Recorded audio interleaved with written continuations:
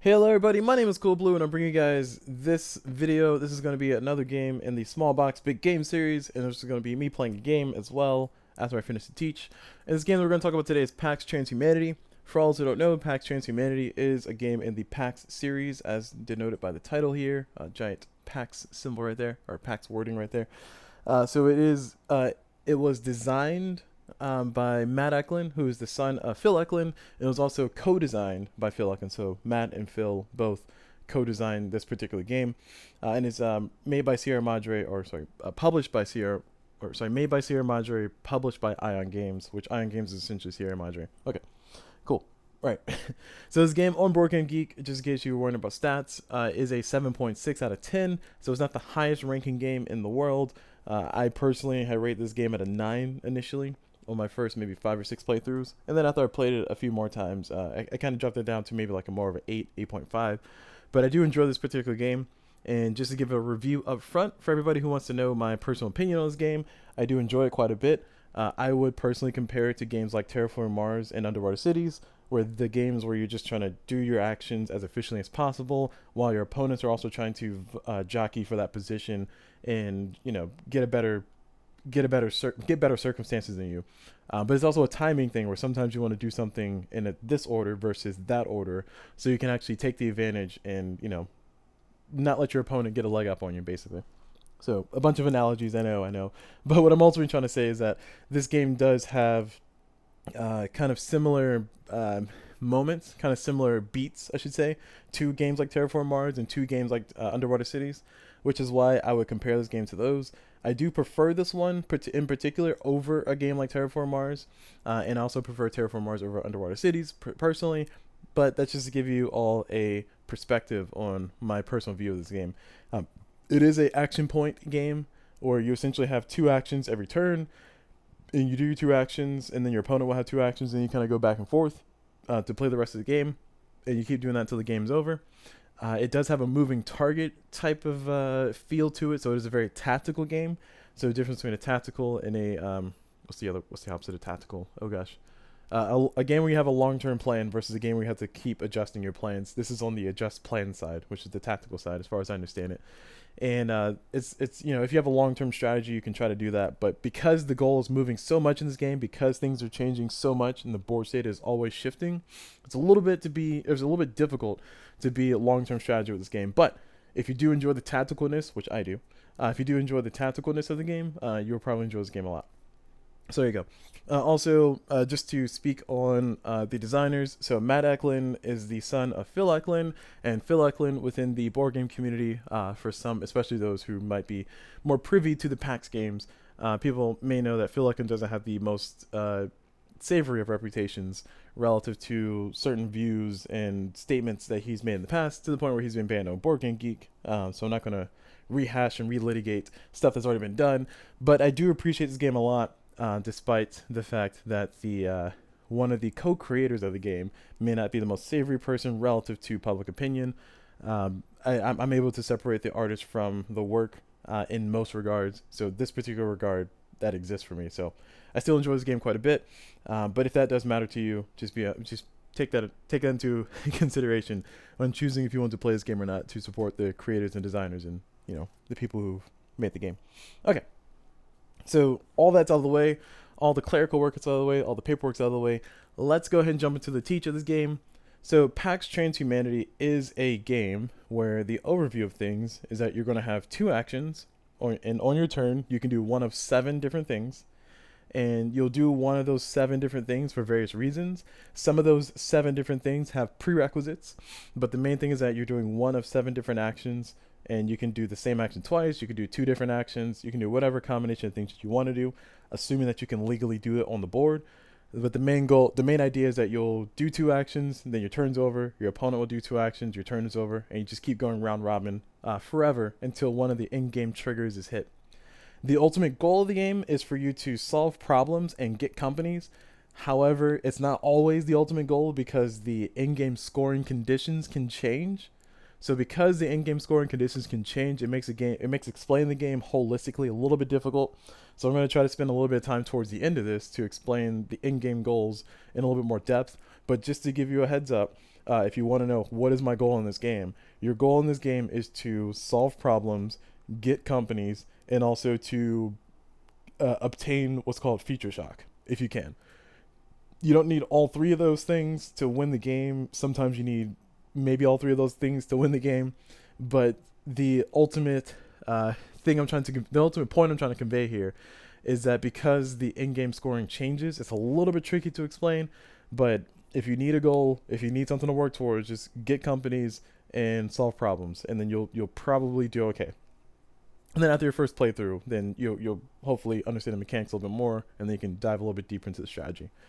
Okay, so let's go ahead and open up the box.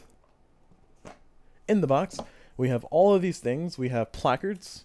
These placards represent different things. So you have company placards, and then you have player cards. There's four different colors or 4 different players. These are spheres. You have your rule book, which is a nice chunky rule book. It's an okay rule book compared to some of the other PAX games or some of the other games designed by Phil Eklund specifically. It is a better rule book, but better is a little bit of a misnomer when you consider I'm comparing it versus a game like Neanderthal. And it's also like Neanderthal, if you haven't seen that playthrough, that rule book is pretty not good. At least the second edition. I don't know about third edition. I don't have third edition. Maybe third edition did better. I mean, PAX Renaissance second edition's rulebook is actually quite a joy to read. So, and I don't mean that sarcastically. I mean that actually it's kind of a joy to read because that's good examples and pictures. Anyway, so also in the box you have these cubes. These are the players' cubes and discs. Discs, which represent your companies. You also have these little chits that will be used for various things. Those are the problems essentially that you'll be trying to solve.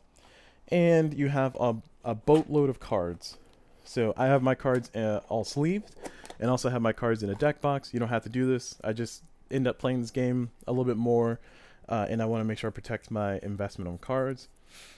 So there you go. So you get like 120 game cards in the box. So you get quite a few cards. Every gameplay that you do of this game, you're going to play with like I think about 30-ish cards, 32 cards, including 5 cards that are kind of going to be the same every single time. So the game has a lot of variety, is what I'm trying to say, because you'll play the game with like this many. Okay, you'll play the game with like this many cards here, while you also have the rest of these cards that will be out of the game, not in play. So you got a lot of variety in this game. I do appreciate this game for that. I feel like a game like Terraforming Mars, benefits from variety, but also has a lot of faults when it comes to adding in too much complexity. Whereas this game for Pax Transhumanity, it kind of has that variety built in along with its innate complexity. So it's kind of a balance overall.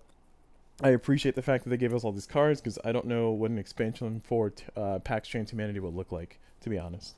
I guess it'll look like just more cards at this point. Anyway, so let's go ahead and one last thing to talk about. I have my overhead camera here. My close-up camera here. So I'm just going to bring this on a close-up camera.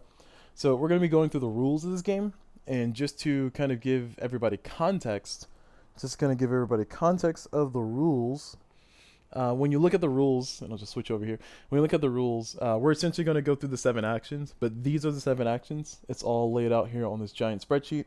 I do not show this to kind of intimidate. I show this more so just to hopefully help people understand, engage. The reason why this game is so difficult to teach is because you kind of have to know what all these things do at the same exact time before you can make an informed decision. And of these decisions, there's at least 3 of them that are kind of multi-layered in their effects, and there's at least 2 of them that have like multiple steps to do a certain thing. So because of that, this is going to be a pretty long teach. Just a heads up. All right. So I'm going to put this little placard to the side. I'll use it as a reference point for myself. I'll put some cards over here away, and we'll clean up our board, and we'll start with the teach. There we go. Ah, perfect. Look at all the space I have. Nice. All right. So the goal of Pax Transhumanity, as I mentioned before, is to solve problems and build companies. We're going to hopefully by the end of this understand what all that means. But in the meantime, we're going to slow walk our way through the rules so we can have a full understanding of what the game is, what you do, and all kinds of other fancy schmancy stuff. So starting off, we're going to start with the concept. This is not one of the 7 actions you have, but it's just a concept. We're going to start with the concept of money. So I'm going to be using the pink player here, and note that there's a whole bunch of text on the player card. We're going to bring that over to the side because we don't want to distract too much here. And we're going to go ahead and start with our pieces that we have here. So these 4 discs that we have here, those 4 discs are companies. Everybody has 4 companies. One way to win the game, one way to win the game is if at any time, or if during the game you were to do a action such that it allows you to place a 5th company, you just win the game automatically. You just immediately win the game. So that's one of the ways to win the game, just in case you're wondering. So everybody has 4 companies. These companies can do some special things for you. They can do some nice things for you. They give you some benefits when they exist. But for right now, I'm just letting you know that these are 4 companies. Everybody has 4. All right, and we're going to take these off of the board and put them to the side. In addition to those, you have all of these cubes. So these cubes are your player cubes. You will start the game with 9 cubes in play. So you start with 8 cubes over here on your player board, and they'll all be assigned according to the dots here. So this is the only time you'll use those dots. It's just on initial placement. So as the pink player, as the citizen, which is what the pink player is called in this game, I start with 2 cubes in capital, I start with 4 cubes in wealth, and I start with 2 cubes in debt, as denoted by the titles that are here on the placard. So that's how my board starts. And then I also start with 1 cube on patents. We'll talk about patents later, but I start with 1 cube on patents. So I technically have 9 cubes in play, and the other 6 cubes that are remaining, they'll go into a general pool. Throughout the game, I can do things to unlock these cubes for myself, but essentially everybody has a max cube limit of the number of cubes that you have in your bag. So I can never have more than 15 cubes in the game at any given time, because I have exactly 15 cubes. If I did my math right, I have exactly 15 cubes in the game to begin with. Okay. So that is the concept of companies, the concept of cubes, and the cubes will do multiple things during the game, so we'll talk about those as we get to each part. But first, let's go and start with how money works. So let's say I, as the pink player, want to do an action that costs money. I want to do something called a costly action. When I do a costly action, I essentially have to spend money for it. I can spend that money in a few different ways, but there's primarily 2 different ways. One is from patents, which we'll talk about later, and the second way is from my money board directly. So once again, there's 2 different ways. There's possibly more different ways, but there's 2 different ways I could spend money. That is from patents specifically, or from my player board specifically. I can do a combination of those 2, but like I said, we'll expand more on that once we get to talk about patents. Just for right now, I just want you to keep it in your mind that you can. There's a few different ways to do money. The primary 2 ways are your player board, which is what we're looking at, and patents, which we'll talk about later. All right. So if I wanted to do a costly action, an action that costs money, I would essentially need to generate money. And the way I generate money is by moving cubes on my board. Anytime a cube moves from one box to another, you generate $1. So anytime a cube moves from one box to another, in the downward direction, of course, you generate $1. So if I wanted to do a costly action that cost me $2, then I would simply do $1 like so, and $2 like so. That's how I make $2. Now note, the money, when you spend it, unless you have an ability that says otherwise, which there exist abilities that do kind of say otherwise, money always goes from your highest available box to your lowest available box. Oh, sorry. Money spent always goes from your highest available box to the next box down, and you always do it from the highest available box. What I mean by that is if I needed to spend $2, I'm not allowed to do $1 and $2 because I still have cubes in my capital box. So I have to spend for my capital first before I can spend for my wealth. That's what I'm trying to say. Also, subsequently, just to note it, if I'm to spend $2, then moving a cube from debt to wealth and a debt to wealth like that does not generate any money. That is actually a completely illegal thing to do in this context, so do not do that. Okay. And then note you have these helpful little arrows on the board that show the money, arrow pointing down. That's just to kind of give you a reminder that, you know, when you move a cube from the higher box to the next lowest box, you generate $1 basically. Okay, so that was the concept of money. So if I'm going to do a costly action, an action that costs money, I need to move cubes on my board or spend money in patents. We'll talk about patents later. So let's say I'm going to go ahead and do a costly action of hire a worker. So hiring a worker is the first action we'll talk about in this game. And hiring a worker is to simply spend exactly $3. And then after you spend your $3, you get to assign a worker. So that's going to walk through that process of spending the money. So I'm going to go ahead and spend $3 to hire a worker into this black box here. This is a generic corporation I'm hiring a worker into. This is just a generic spot I'm going to hire somebody into. So I need to spend $3 to hire a worker into this black box of a company. It doesn't matter where it is right now, just wherever you hire somebody into a company on any of the biomes, any of the spheres that exist in the game, any of the areas that exist in the game, it costs $3. Unless you have ability that says otherwise, or unless the regime has changed to say otherwise, which those are concepts we'll talk about later. Okay, so I'm going to go ahead and spend $3 to do my costly action. So I'm going to spend $1, $2, and $3, like so. So I spent $3. Note that I always spent from my highest available box to my lowest available box. Or sorry, note I spent first from my highest available box, and then I spent from my next highest available box, and then so on and so forth. Okay, all right. I'm assuming we all get it by now. And after I do that, I spent my $3. Now I get to assign a worker. Now, when you assign cubes, when you send cubes to go do things, to either syndicate a card, hire into a company, become patents, a few different actions that you can do with that, or place heat, all kinds of stuff, all kinds of creative things in terms that we'll learn about later.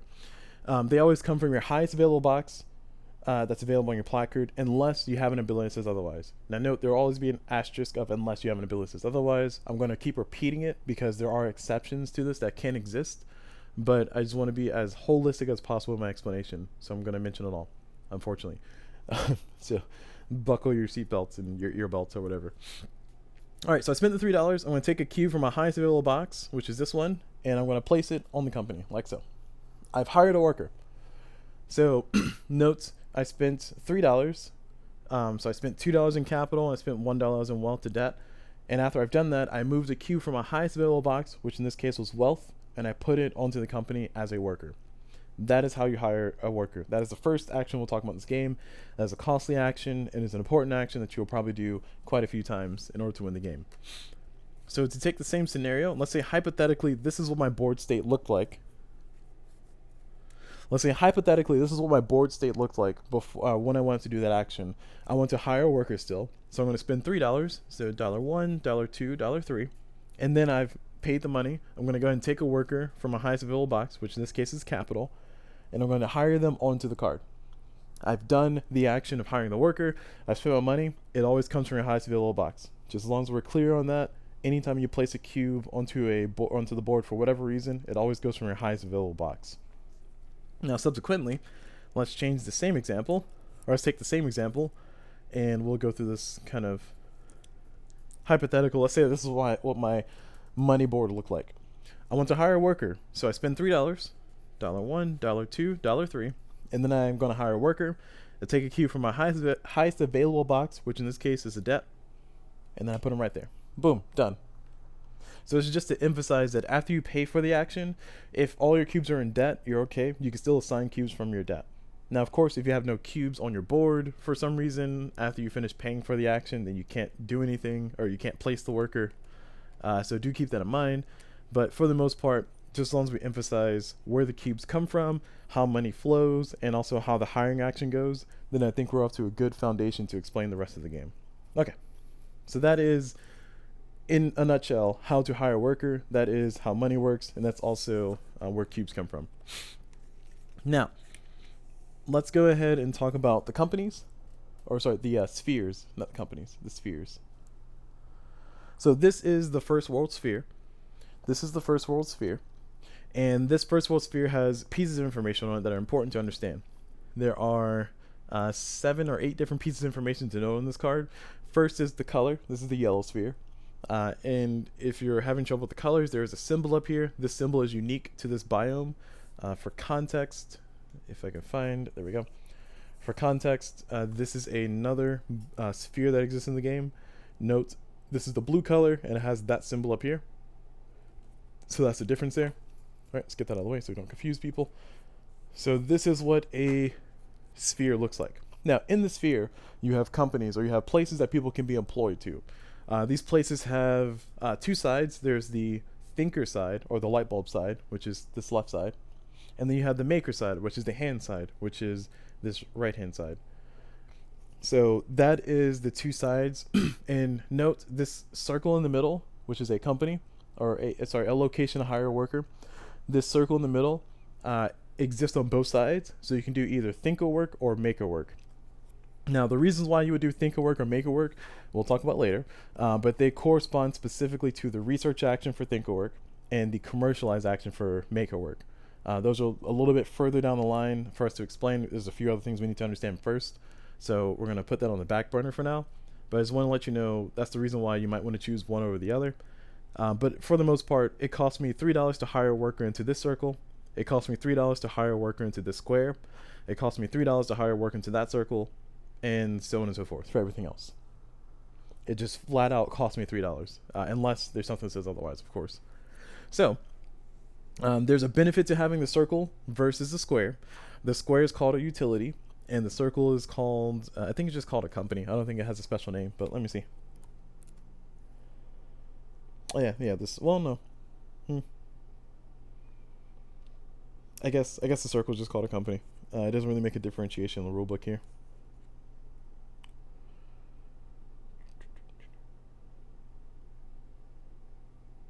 Okay. All right, yeah, let's go with it. That's what the rulebook says. That's what the rulebook says. So the circle is a company and the square is a utility. There's benefits to doing things from one versus the other. We'll talk about those benefits a little bit later, not too far from now, but we'll talk about it a little bit later. But the main thing to note is that the circles can hold one person total, no matter who it belongs to. They can hold one person total. So if my opponent, where's blue? If my opponent, the blue player, had a worker that was in this spot on cynicism, I could not hire a worker there. Pretty straightforward. Not really too complicated of a concept.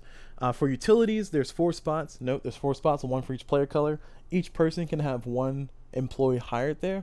So the blue player hiring somebody into this utility does not stop me from hiring a worker into this utility, because everybody is allowed to have one worker in a utility. One of their own workers, more specifically, in a utility. All right. And the other thing to talk about on this card, besides the 2 sides and the 2 different shapes of circles and squares, is the stop signs. The stop signs are called barrier cost. If I'm ever to do the action of research, or if I'm ever to do the action of commercialization, which are, once again, the 2 big actions that we'll talk about way later, I need to pay what's called the barrier cost. The barrier cost equals the number of stop signs showing. So, just to break the example in here, if I have, my opponent has a blue cube there and I have a pink cube over there, and I'm doing the commercialization action, just very generically doing the commercialization action, in the first world, in order for me to do that, I need to pay the money for it, and there's a whole bunch of other steps involved too, but we're focused on this part. I check the barrier cost. The barrier is 1, because there's only 1 stop sign showing currently, so the barrier is 1. And then I check to see if it's subsidized. Subsidize is another term that's, just kind of slowly trying to introduce us to terms. Subsidize is a term that basically means, do you pay the barrier cost as is, or do you pay the barrier cost doubled? That's what that means. If you pay, or if it is subsidized, you pay the barrier cost as shown. If it is not subsidized work, you pay the barrier cost doubled. So let's assume that this is not subsidized work. What that means is that I will go and pay the barrier cost doubled to do my commercialization action. So I need to pay $2 essentially, because it's 1 barrier times $2. Math. There you go. We've done math. Go us. So I'm going to go ahead and spend the $2. So $1, $2. And after I spend the $2, I am now going to do the rest of the stuff for commercialization, which we're glazing over very generically here. And then I'm going to do the maker work. So this is on the hand side. I'm the pink player. When I do the maker work, I essentially have to follow these arrows to either go here to this utility, or to go here, which I can't because somebody's currently there, or to go straight to unemployment. So those are the places that I can go when I do that. So let's assume that I did the commercialization action. I paid the $2 already. for the barrier cost, and then I did the work to go into utility right there. Boom, done. That's it. Okay?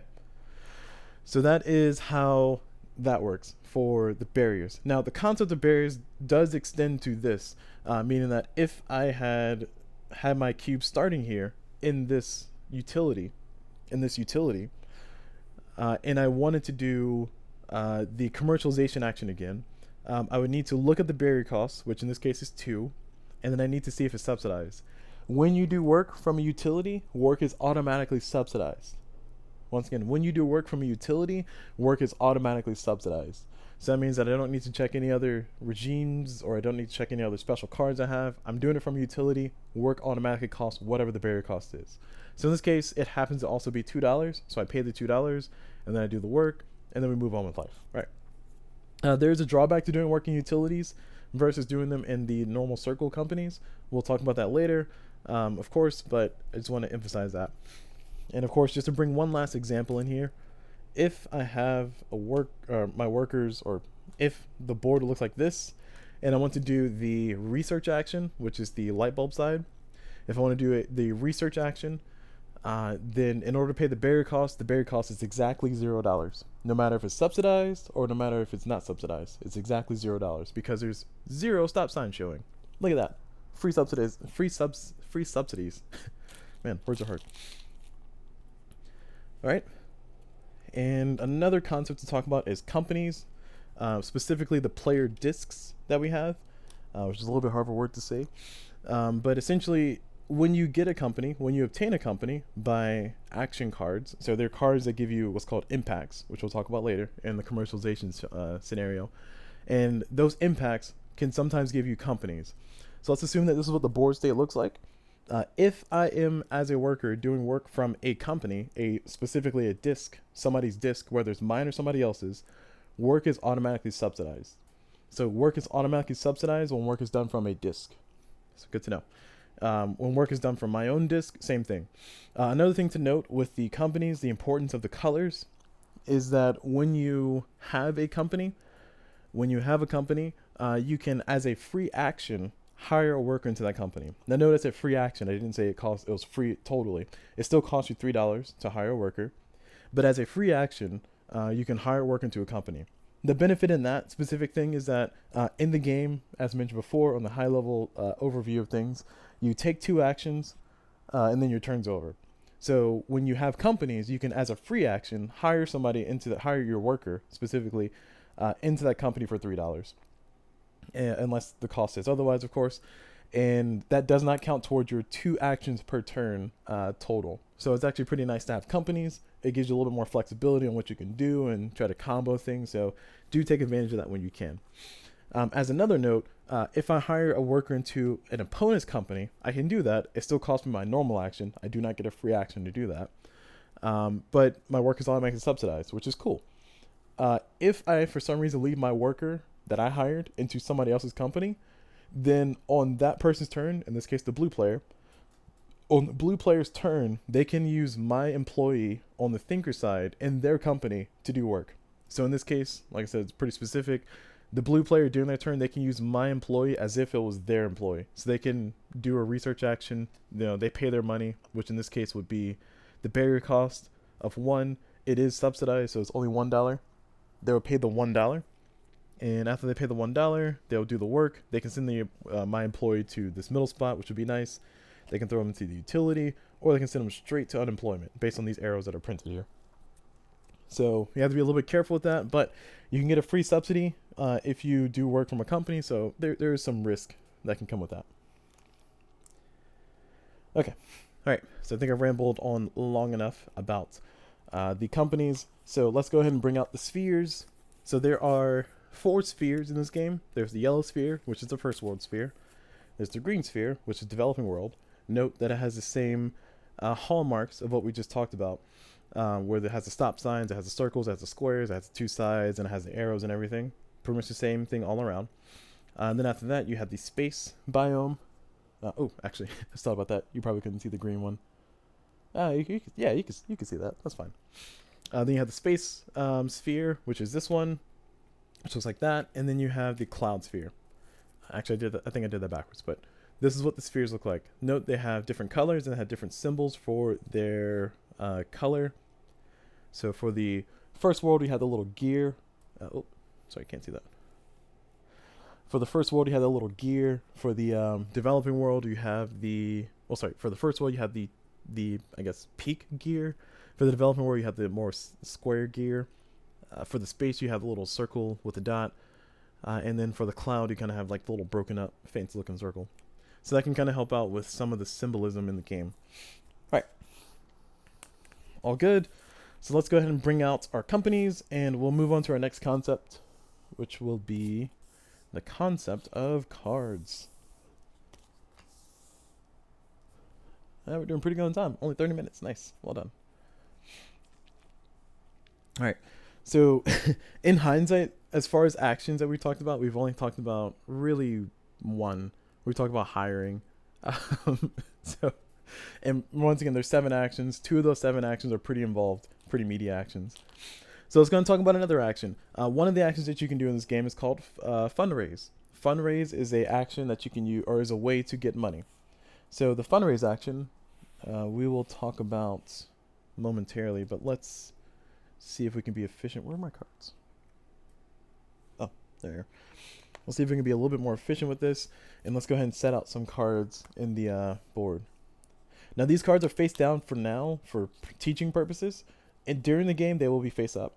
And during the game they'll be, you'll be able to look at them and figure out what they do, and they'll have different effects and different impacts and all these kind of fancy things. But for right now, to keep it simple with the explanation, we're going to keep these cards face down for now, and we will move on with our teach.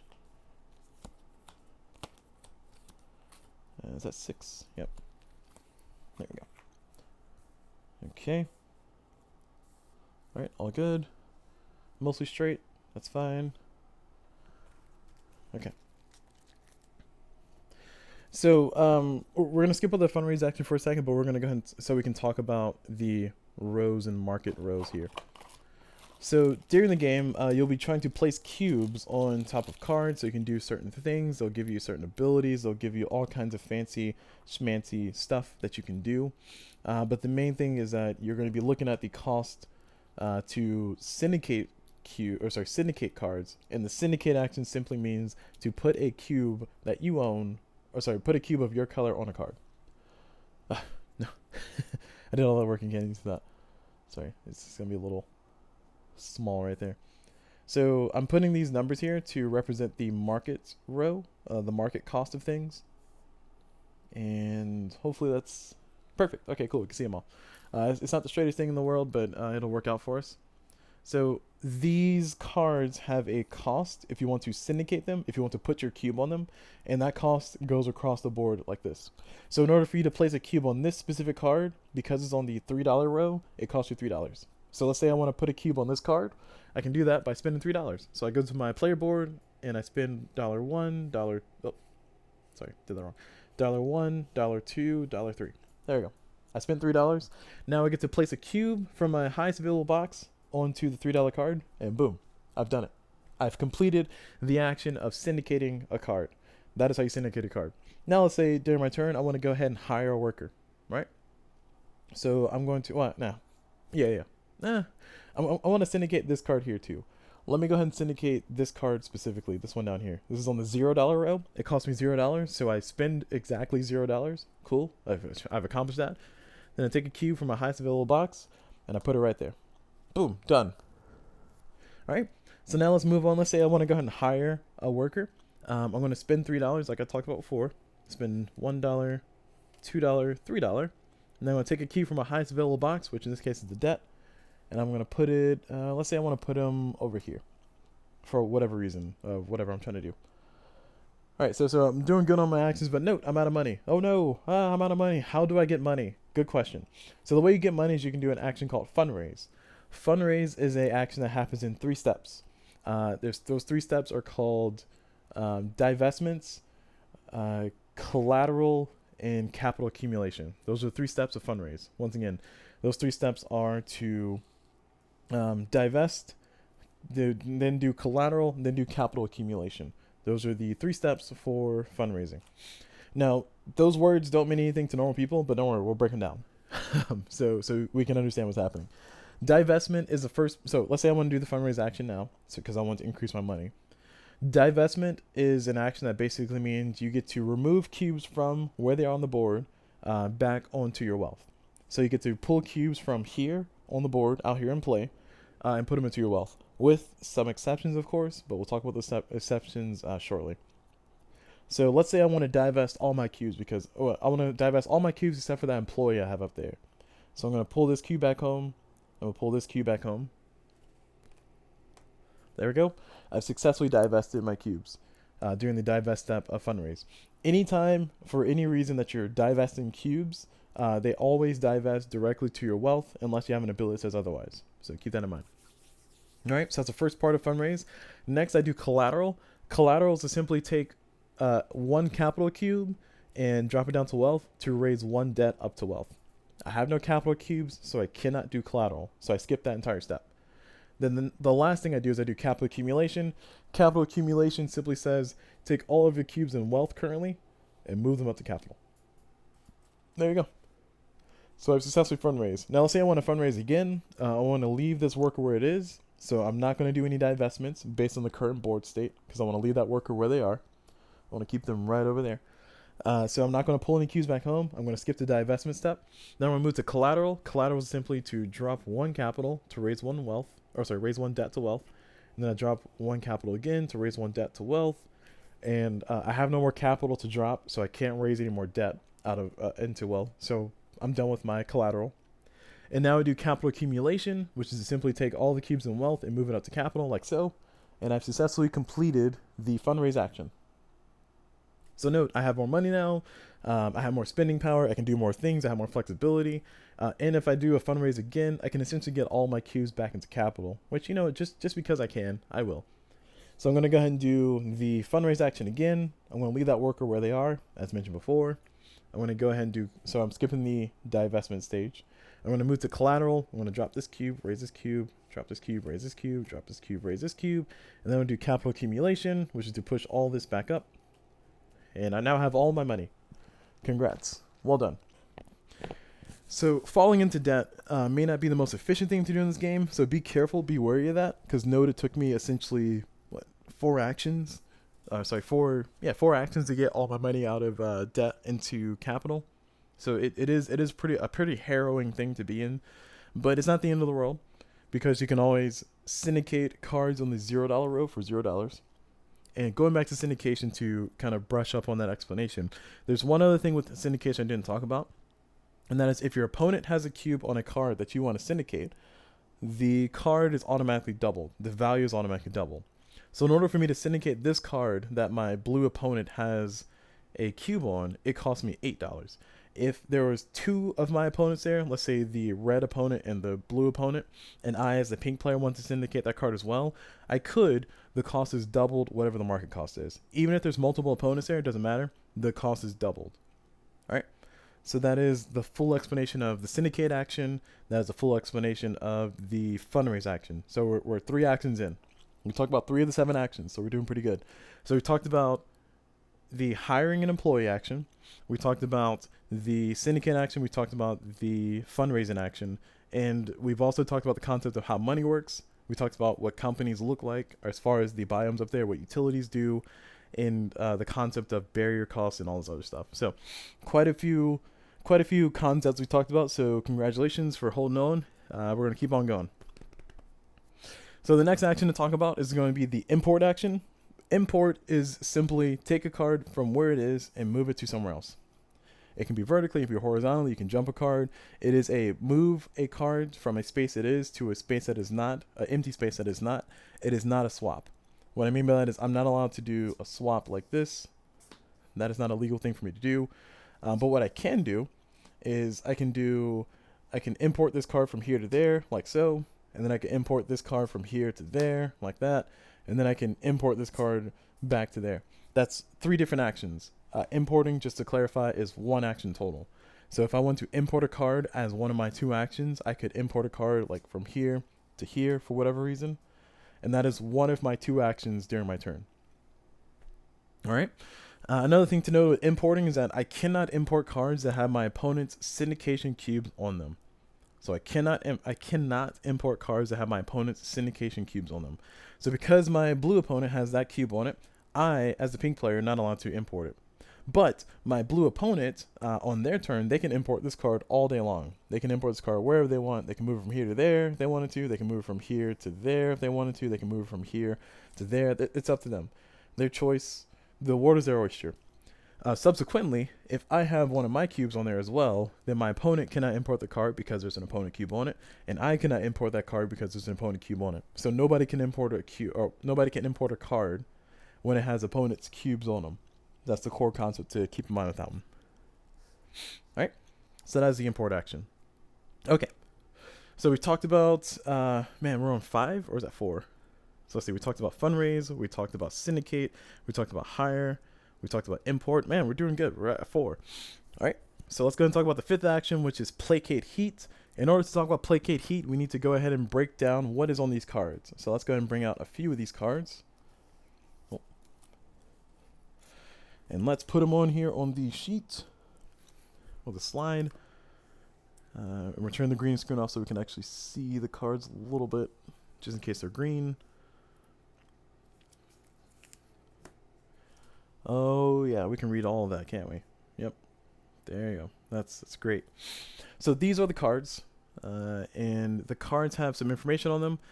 There's key pieces of information on the cards. Those key pieces of information are the colors that are on the edges. So for instance, this card, the Noville Swarm Intelligence is a blue card because it has 2 edges that are blue. So it's a blue card. This card, which is the Artificial Neural Networks, is a yellow-blue card. So yellow-blue is the same as blue-yellow, just for context. So blue-yellow and yellow-blue are interchangeable. Just want to clarify that with everybody. This card up here is a green-yellow card. Note that the color green is very close to the color blue sometimes. That's kind of a printing issue. It's kind of hard to see the colors sometimes, and that can kind of hurt the game, especially in low light. You can kind of tell by the pattern on the card. Like the blue card has this little cloudy thing because it's a cloud biome, or it's a cloud sphere. And the green one has these like little streak lines because I guess it's the developing world. It doesn't really help. I'm just going to be honest with you. It's just sometimes really hard to see these colors. So just keep that in mind. All right. And then in addition to the colors and the name of the card, you also have some flavor text, which is down here in gray. So feel free to read that. It gives you some background to the cards and lets you know some cool things. And then some cards have abilities, like this card. This card has an ability printed in the kind of the black border text right there, which this one's called Breakthrough. This one has blue is viable for you. So by having a cube syndicated on a card with an ability, you have access to that ability. Also, you have access to that ability if you have it in your think tank. We'll talk about that later. But that is the concept of the abilities. So in order to have this ability, you need to have one of your cubes syndicated on it. So that lets you know why you might want to have some of your cubes on these cards.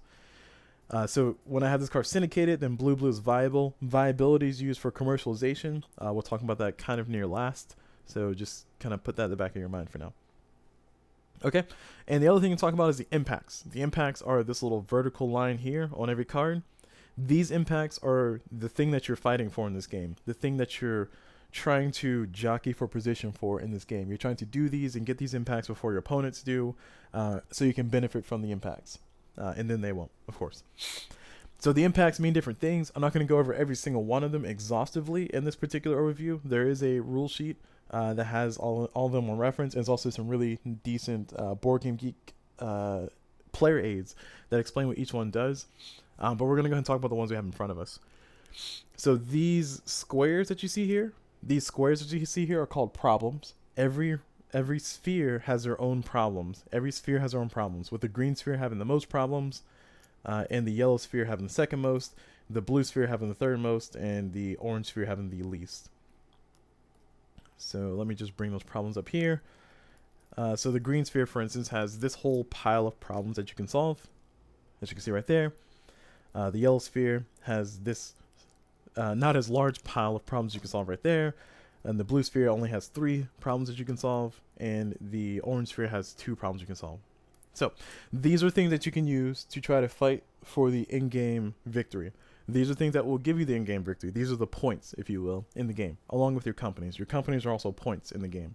Not directly, but they kind of are. All right? So when you successfully commercialize a card, like this, and that means you go through all the steps of commercialization, which we'll talk about, like I said, near last, you get the impacts. So in this case, you get to go down the line of the impacts. So you get to solve the problem of mental health or solve the problem of slums. You can solve either one. And then after you choose which one of those you want to solve, then you also get to do this symbol, which is to basically take a cube from out of the supply and put it in your wealth. So you basically get an extra cube if you successfully complete this problem. And oh, I see all these cards. If you successfully commercialize this card, this card, or this card, it gives you a cube basically, which is pretty nice. Now, if a card allows you to solve a problem that somebody else already has solved, then you get nothing, unfortunately. There is no ties. There is a specific ability that allows you to steal problems from people, but that's on one specific card as far as I understand it, or it might be on 2 specific cards. I don't remember. So just keep that in mind as you're playing through the game.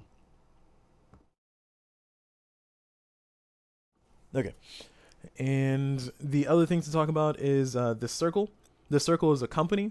If you successfully commercialize a card that has one of these circles, you basically get to place a company as noted. So in this case, this allows me to place, or if I successfully commercialize the nano wire batteries card, it will allow me to place a company on the light bulb side in the orange sphere. So I can place a company on the light bulb side on the orange sphere, which for the card's context, if I successfully commercialize this card, the nanowire card, then I get to place a company of pink either here, here, here, here, or here. My choice. And maybe I want to put it there for one reason, or maybe I want to put it over here for another reason. The choice is mine. Note that the arrows tell you where the employee will go when they do work successfully from there. So that might inform your decision. It might be better to be here so you can, take advantage of going straight to here when you do work later on. Or maybe you want to put it here, so that way you kind of entice people to use your company. But note that they drop straight into utilities, unfortunately. So, that could be a good thing or bad thing. It just depends on what you're doing. Just depends on what you're doing. All right. And those companies exist for all different regions, all different spheres. There's more cards, of course. Like there's a whole stack of like 120 something cards. So they do different things. And then you have different color combinations. So you have yellow, yellow in this case, and some more impacts that we'll talk about later. I am going to talk about this card's triple symbol here. So you see that triple arrow, which I guess is a little bit hard to see. But that triple arrow right there, that's called a surge. What a surge means is that when you syndicate that card in the market, after you finish paying for its cost, after you finish covering heat, which we'll talk about in a second, after you finish doing all those things, when you syndicate that card, you are allowed to, after paying for everything, after doing everything, you are allowed to syndicate a card above it for free of that color. Which in this case, I could syndicate a card of yellow above this card. So specifically above, not below. So in this case, if this is what the market looked like, then I would, syndicate a cube here, pay the cost, do the normal stuff, and then afterwards, after I do all that, I can surge from here to there for free. So it's a kind of a really cool thing. The surge also, you can only do one card only, unless the card that you're surging to also has surge, then you can surge again. So if there was like 4 yellow cards above this card, then I can only surge to one of those 4 cards. I could not surge to all 4. Unless all 4 of those had surge arrows, then I could surge, to one card, then I can surge to the next, surge to the next, surge to the next, so on and so forth. Okay, so that's the surge arrows. All right, so let's go and talk about heat, since we have a great candidate right here right now. So heat is essentially these little squares you see here on the edge of the cards. So let me get the rest of this out of the way, so we can focus on the things that are important to us, which in this case is that smoke. No, it's the heat. There we go. So heat is the little square boxes over there on the corners, and the heat on one side is reflected on the other side. So essentially heat, there's only 2 different heats on this card. There's this one white heat up here, and this is one black heat down here. And on this card, this artificial neural networks, this card there's only one white heat, which is either here or here. So by virtue of covering one heat is the same as covering both heats, because they're both the same heat. Just want to clarify that for everybody. Now, what is heat? So heat is basically, it's thematically, it is the thing that you need to address so you can make a specific idea viable to the public when you're trying to commercialize things. The story behind this game is that you play these super rich investors, venture capitalists basically, and you're trying to, solve the world's problems and get companies and, become the best and, make humanity great. Sure. Okay, let's just end that sentence there. So the reason why the squares are there is basically when I decide to syndicate that card, I must also cover the white heat. I must cover the white heat. White heat is not optional. It must be covered. So if I want to syndicate this card, and let's say that this card, or these cards are on the $3 and $2 row. Well, I did it backwards. The $2 and $3 row. If I wanted to syndicate this card, I could. It would cost me $2, so I pay my $2. So $1, $2, and then take a cube from my highest available box, put it right there. And then after I successfully syndicate that card by paying for its cost, I must also cover the white heat. So I can do it like that. And then I can optionally, I don't have to, but I can optionally cover the black heat. If I do decide to cover the black heat, then it gets covered like so. If I don't decide to cover the black heat, then, nothing happens. Now, the reason why you might want to cover the black heat is because it gives you some benefits in a very specific impact that can show up. And also, towards the end of the game, it might be worth points for you. Also, during the game, it can give you some exclusivity, which is pretty nice, which we'll get into that when we start talking about the concept of commercialization and viability. But in this case, the black heat thematically for the game represents people weaponizing your technology. And you as a corporation, you can choose to cover or choose to solve the problem of the weaponization of your technology to make it to where countries, states, and other people make it to where they don't weaponize your technology. But if you don't cover the black heat, by the time the card is successfully commercialized, then it could come back to bite you in the butt, which we'll talk about later. Okay. So we've waxed on poetically already. Let's go ahead and move on. So I've successfully syndicated this card. I paid the money for it. I placed the required white heat. I've decided to opt out of placing the black heat. And now I get to surge because this is a surge card. And I do want to surge that card above it. So I'm going to go ahead and surge to this card. And then after I surge to it, I still have to pay for the heat because, even if I surge to it, I still have to I still have to cover the white heat if it's available. So I will cover that. And there you go. I've successfully done the things on the cards. Now, let's say the same scenario like before, but my opponent, the blue player, the pesky blue player, had covered this black heat and covered this white heat. Now, let's say this is what the board state looked like at the time of doing this. I'm not going to explain how I got here, but this is what it looked like. Let's just assume that that's what happened. I'm going to go ahead and do the same thing I did last time. So I'm going to pay the $2 required to syndicate this card. Note that the cost is only doubled if your opponent has a syndication cube on the card. Because my opponent has heat on the card, it does not count towards the doubling of the cost. But I think it does. I need to double check. I think it does make it to where I cannot import it. I need to double check. We'll double check that and clarify here shortly. So I'm going to go ahead and pay the $2. So $1, $2. Then I'm going to take a cube from here and syndicate it like that. The white heat is available, so I must cover the white heat. So I'm going to have to cover this white heat, unfortunately. And then I can surge because this card has the triple arrows of surging to yellow. There's a yellow card right there, very convenient. I'm going to go ahead and surge to here. The white heat is already covered, so I don't have to cover the white heat. So that is the whole explanation of all of that. So there's the explanation of surge arrows, there's an explanation of the heat concept, and there's the explanation of kind of what cards look like, the important information on them, and just kind of a general all-around view of the cards. Now, the reason why it's important to explain heat is because I want to explain the fifth action before we get into the more complicated stuff. Surprisingly, there's more complicated stuff ahead. I want to get into the fifth action, which is called Placate Heat. Now, the Placate Heat action is one entire action of the two actions that you get every turn. And that one entire action is you simply remove a heat cube of your color from a card. That's all it does. So if I wanted to placate heat, then I would simply just placate heat like that, and then that's my entire first action. All right, expanding the example a little bit further. Let's say hypothetically I was in that first scenario where I covered, I just went crazy with covering all the heat here. If I wanted to do the Placate Heat action, I could. I would simply remove one heat of my choice and that's it. Note, I'm not allowed to do multiple placations of heats at the same time. I must placate exactly one heat. And then I can, put it on my wealth box. And I'm basically divesting the cube from the heat to my wealth, to my player board. And whenever you divest something, unless you have an ability that says otherwise, you always divest it to your wealth. All right, so we're following, we're tracking. We're tracking on all that. Cool. So if I wanted to placate heat again, I could. I can placate that heat, and that's my second action. So now my opponent goes, my opponent does things, and they do their turn. It goes back to my turn. I'm going to placate this heat again.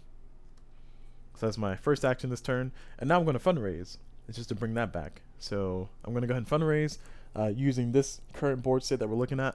So I'm going to do the divestment. Let's say I don't want these cards anymore. I'm going to divest. So I'm going to pull both of these cubes back home. Sure, for whatever reason. Actually, no, let's take it back. I want to keep this one. So I don't want this one anymore. But I'm gonna keep this one. Okay. Oh, actually, no. I want this one. This one's better. That's a really good one. That ability is pretty nice. So that's my divest action. My divest step of the fundraise action. Next, I do collateral. I have no capital. I have no debt, so there's no collateral action that happens right now. And then lastly, I'm gonna go ahead and do the capital accumulation. I'm gonna go ahead and bring this up, and I have money now. Woo! Congratulations. Alright, so that is the concept of placating heat. So we've talked about 5 different actions so far, just to give everybody a recap. And I'm trying to make sure we give a recap so everybody just knows what we've gone through, and hopefully the concepts are explained enough so you can kind of know what to do with them. Because it is important to know what each one does when we get to the last 2 actions, which we're about to get into after I get over this recap. So we talked about the fundraise action, which has the divest, collateral, capital accumulation steps. We talked about the syndicate action, which is simply put a cube on a card. You pay the market cost, which is these little fancy numbers here. You pay the market cost, and if there is an opponent cube that's syndicated on it, you must pay double the cost of the market cost. So keep that in mind. And then we talked about the hire action. Hiring always costs $3.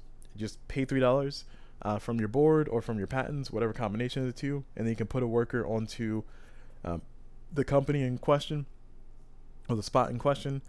We talked about the concept of placating heat as simply move one cube of heat from any card that you have heat on onto your wealth. And the last one is import, which is simply move a card from where it is to somewhere else.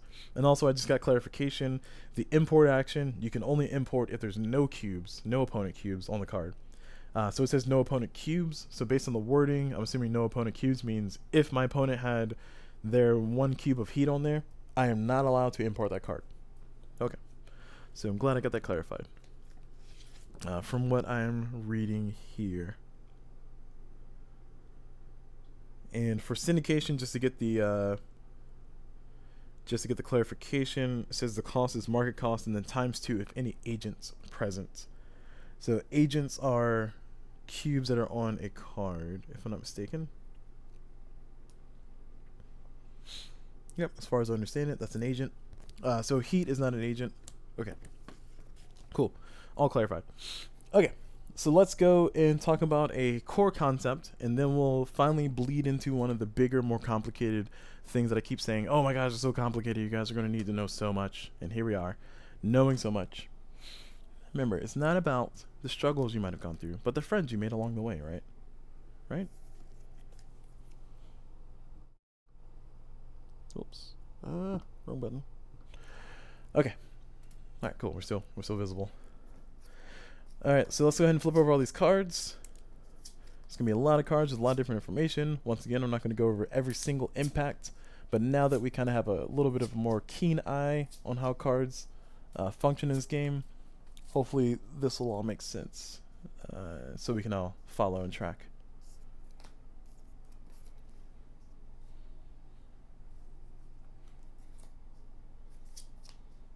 All right, there we go. Oh, I need my numbers. There we go. Okay, so here we have all of our information in front of us. We're going to go ahead and bring in the concepts we're going to bring in the concepts of patents. And we're also going to bring in the concepts of viability. So we're going to start talking about commercialization, then we're going to split and talk about research, and then come back to commercialization. Or maybe we'll just talk all about commercialization, then we'll go talk about research. So this, oh no. Well, okay. Let's just so you can see what it is. This is the patent card. This is the patent card. This card has on it it keeps tracks of all the patents that you own during the game. Patents are important because you can use them as money. You can also use them to get viability for certain things. So patents have a lot of value for you. The other thing that patents do is, the other thing that this card does is this card keeps track of what's called the human progress splay. So this card has the keeps track of the human progress splay. The human progress splay is simply a bunch of cards that are commercialized over time that show up under the card. That's kind of I guess the most straightforward way I can explain that. So just to show a in progress game, just hypothetically, let's say that this is what the human progress splay looks like. There you go. So as you commercialize cards, as you do that big action of commercialization, as you commercialize cards, you will be adding them here to the human splay. Once again, commercializing a card. So if I were to successfully commercialize this card, and I'm being very hyperbolic in my explanation here for a moment, but if I'm to successfully commercialize this card, it gives me the impacts of solving the problems of aging and earthbound. So I can solve those two problems if I successfully commercialize this card.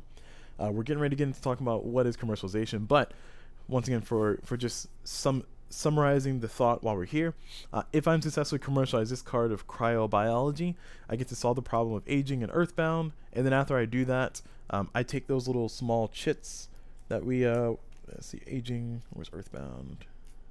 Earthbound.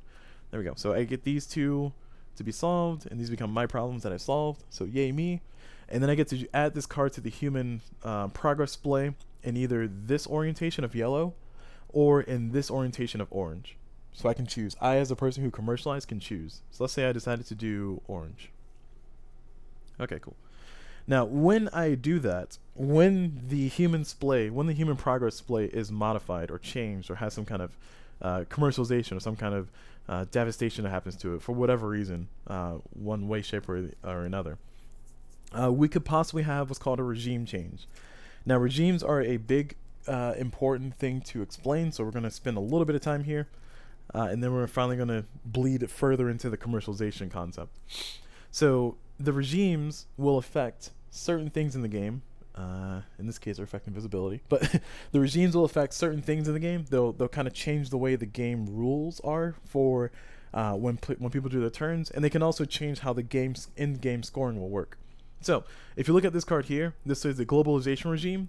This regime is triggered when the cards in the cutting edge of the human progress splay are different. Now, the cutting edge is defined as the last 3 cards in the human progress splay. Once again, the cutting edge is defined as the last 3 cards in the human progress splay. So in this case, the cutting edge is these 3 bottom cards, which is the orange, the blue, and the orange. Those are the 3 cutting edge. So the globalization regime is only active when there's no dominant sphere, and that can only happen when there's 3 non-equal or non-same colors in the human progress splay. Now, in this particular case, if we were in the globalization regime, hypothetically, all work in the developing world, which is the green sphere, all work done in the green sphere is automatically subsidized per the text.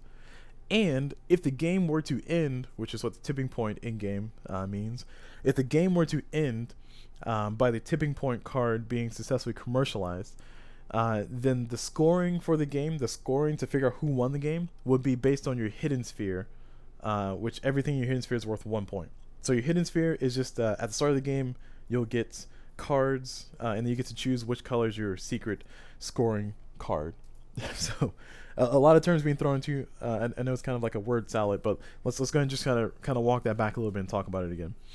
So once again, the cutting edge is what determines what the regime is. The regime is basically a rules-changing, rules-modifying thing that kind of harkens to the thing I mentioned at the beginning of this, where I said the in-game scoring is kind of a moving target.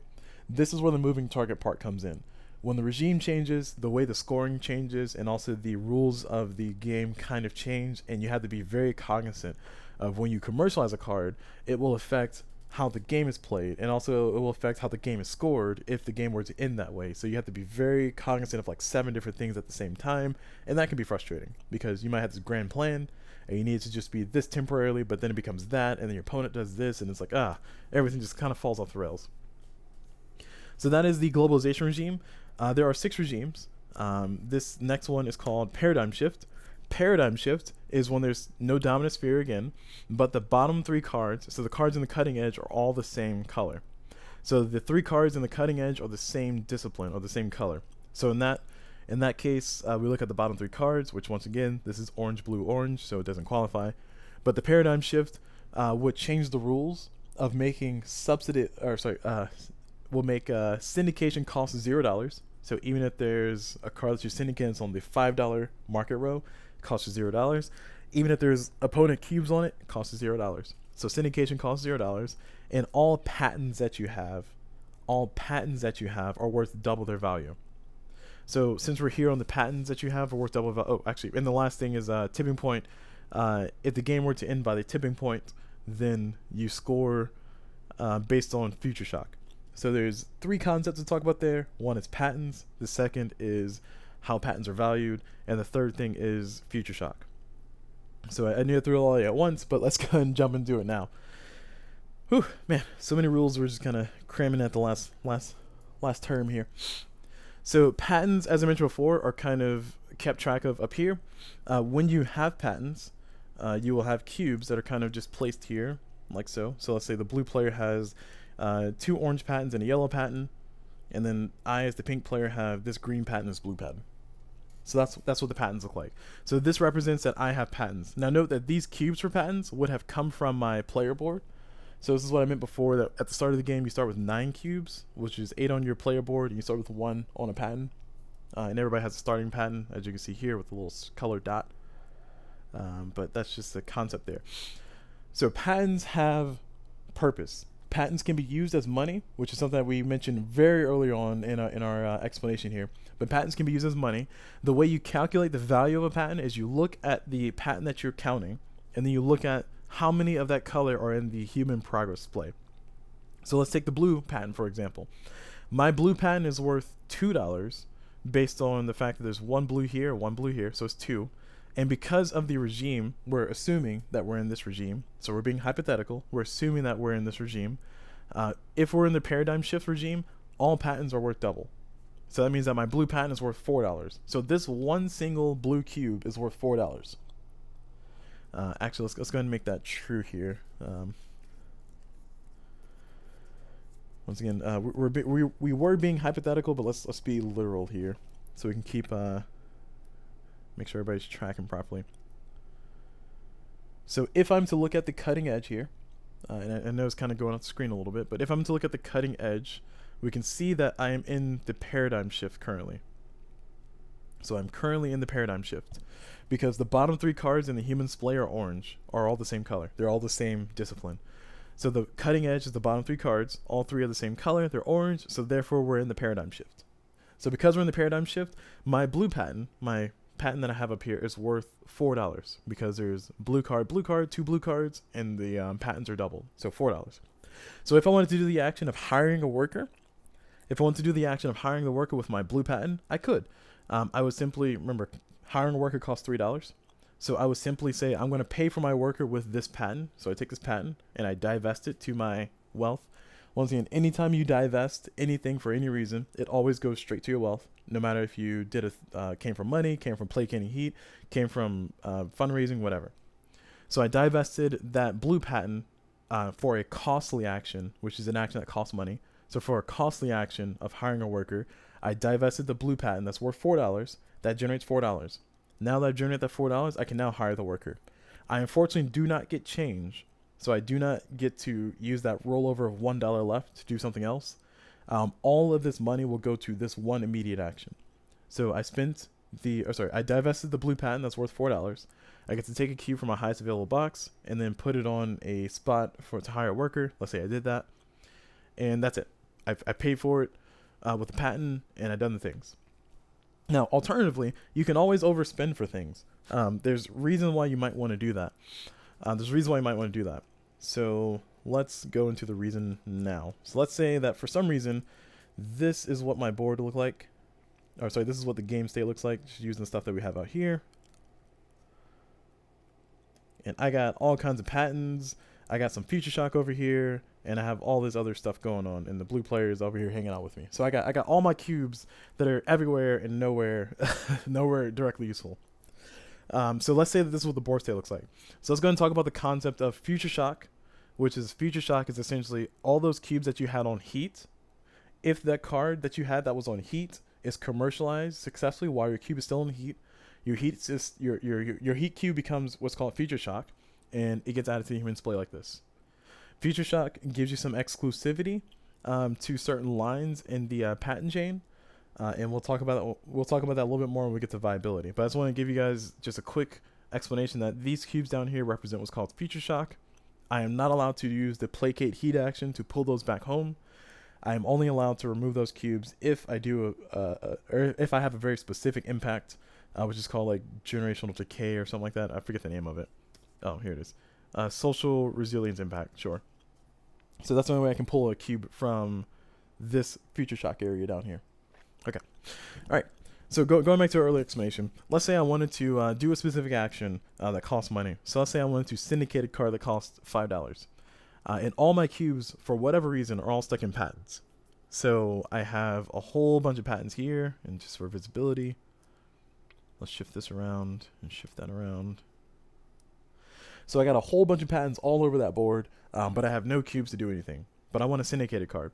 So I can syndicate a card. So let's say I want to syndicate a card that costs $5. Let's say, okay, I'm going to spend this one blue cube that's worth $4, which we already calculated. And then I'm also going to spend... Let's see. Let's say I want to spend one of these orange cubes for whatever reason. Now the orange cube itself is worth 1, 2, 3, 4, 5 times 2. So that orange cube is worth $10. But let's say I'm syndicating a card for $5 and I just spent $14. Of course, I grossly overspent it. But now that I overspent, I can now do something like syndicate. Let's say this card was the target card that I was trying to syndicate. If I can get this out of the way. Let's say that this card was the target card that I was trying to syndicate. I can now syndicate this card with these cubes. So I can now put this cube here because I paid for the cost, and now it can also cover the heat that I'm required to cover. So there is reason why you might want to overspend for something. It's not always all that great of an idea to have every single cube in patents, although it is pretty powerful, don't get me wrong. And if you plan correctly while you have all that money, all that availability, you can do some really cool things. But in this case, I needed to overspend. Sure, I could have overspent cheaper. I could have used the green patent instead of the orange patent that's worth way more money. But this game does get to a certain point sometimes where your patents are just worth so much money. Or, actually better yet, I could have totally spent a orange patent to get the money I needed. And then I could have also spent that yellow patent, which is worth $0 right now because there's no yellow cards in the human progress play. And that would have gotten me maybe a little bit more efficient of a move here. But anyway, at any rate, that's kind of the explanation of patents, the value of patents, and patents also do another thing of give you viability, but we'll talk about that here shortly, just not right now. Okay, so let's go back over here, and let's continue our journey talking about the regimes. So the next regime to talk about will be the regime of orange, since we're already here. So the orange regime is basically the dominant sphere is orange. So let's assume that this is what our board looked like. Let's assume that this is what our game state looked like. Let me throw myself in here, right there, right there. All right, let's assume that this is what the game state looked like. Now, the orange regime, its ability is basically very similar to the other regimes. This one, well, but it has a different power change. So the orange regime shows up when the cutting edge has the dominance, or sorry, when there's the dominant color in the cutting edge is orange. Which in that case, these bottom three cards, there's 2 orange, so that means we're in the orange regime. Okay, cool. We're there. All right. I'm assuming we're tracking. When you're in the orange regime, commercialization anywhere, no matter where it is, the commercialization action specifically is subsidized, which is nice. And also all orange patents are worth double. So all orange patents are worth double money. So in this case, my single orange patent I have up there is worth $8, which is pretty nice. That can give me some nice flexibility. And then also the tipping point. If the game is to end by the tipping point scoring, then all companies and problems that are orange are worth double. So all problems and companies that you have in the orange sphere, so if you have one of the two problems in the orange sphere, or if you have any companies on the orange sphere, so if you have any companies on the orange sphere, those are worth double. So for the blue player, they have 4 points in the orange sphere, and for me, the pink player, I have 2 points in the orange sphere based on company specifically. And that can help you out with the in-game victory points. And also, these cards don't say it. I actually need to take a Sharpie to it to add it in. But also, your hidden sphere is worth 1 point. It says it on the rule sheet. I promise it says it on the rule sheet. It says it right over here. It says it right in there, in that section, which I guess is almost impossible to read with me holding it, but it says it there, trust me. So you also score your secret sphere, your hidden sphere. The next one to talk about is the green. Green, basically hiring cost is $0. Green patents are doubled, and the green regime shows up when the cutting edge has 2 greens in it. Next to talk about is yellow. Yellow is a very unique one. Basically, all cards have surge arrows. So the surge arrows we talked about before, which essentially was this. Remember how we said if I syndicate this card successfully, I can surge to a card above it that has yellow. So that's what surge means. When this particular regime is active, every single card in the Splay, every single card in the market has surge arrows of both colors. So if I were to successfully syndicate this card of memory mapping, I could surge to a yellow or a blue card above it. So this one is pretty wacky. This one I've seen make the game pretty like involved. I've seen the game just kind of explode because people get all their queues out of debt for free. People get a whole bunch of syndications that they maybe wouldn't have gotten otherwise because people were kind of hoarding them. Like I've seen some wacky stuff happen because of this. But the first roll's pretty nice in that. Also, your yellow patents are worth double. And at the end of the game, any company or problem that you have that is yellow is worth 2 points, and your hidden sphere is worth 1 point. So for context, if your hidden sphere happens to be yellow and the game is to end in the first world from tipping point scoring, then that means that all of your problems and companies of yellow are worth 3 points because your hidden sphere is worth 1 point apiece and the regime is showing it's worth 2 points apiece. So just to clarify that a little bit. Then the last one to talk about is the cloud sphere. The cloud sphere, once again, all blue patents are doubled, and research costs exactly $0. So to do the research action, which is the other big action, costs $0. And also tipping point scoring, same thing. Blue sphere companies and problems are doubled, and hidden sphere is worth 1 point apiece for everybody like normal. Okay, regimes. We talked about regimes. Oof, that was a lot. Okay, now we can finally talk about the big heckin' action of... Actually, no, we can't talk about that yet. We have another thing to talk about. So let's talk about the concept of viability. Talking about the concept of viability is important before we can talk about commercialization. And we're also going to have to talk about the concept of research as well at the same time.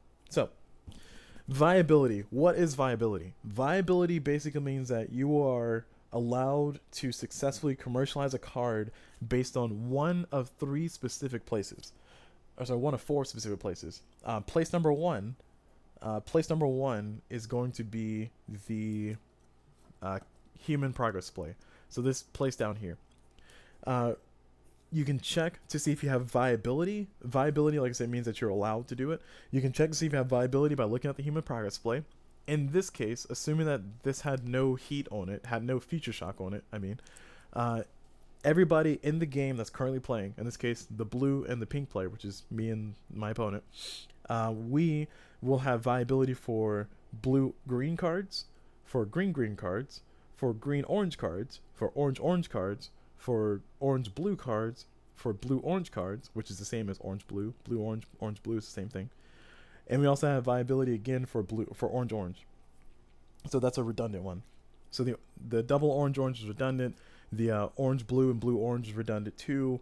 But I think you guys pretty much get the picture here.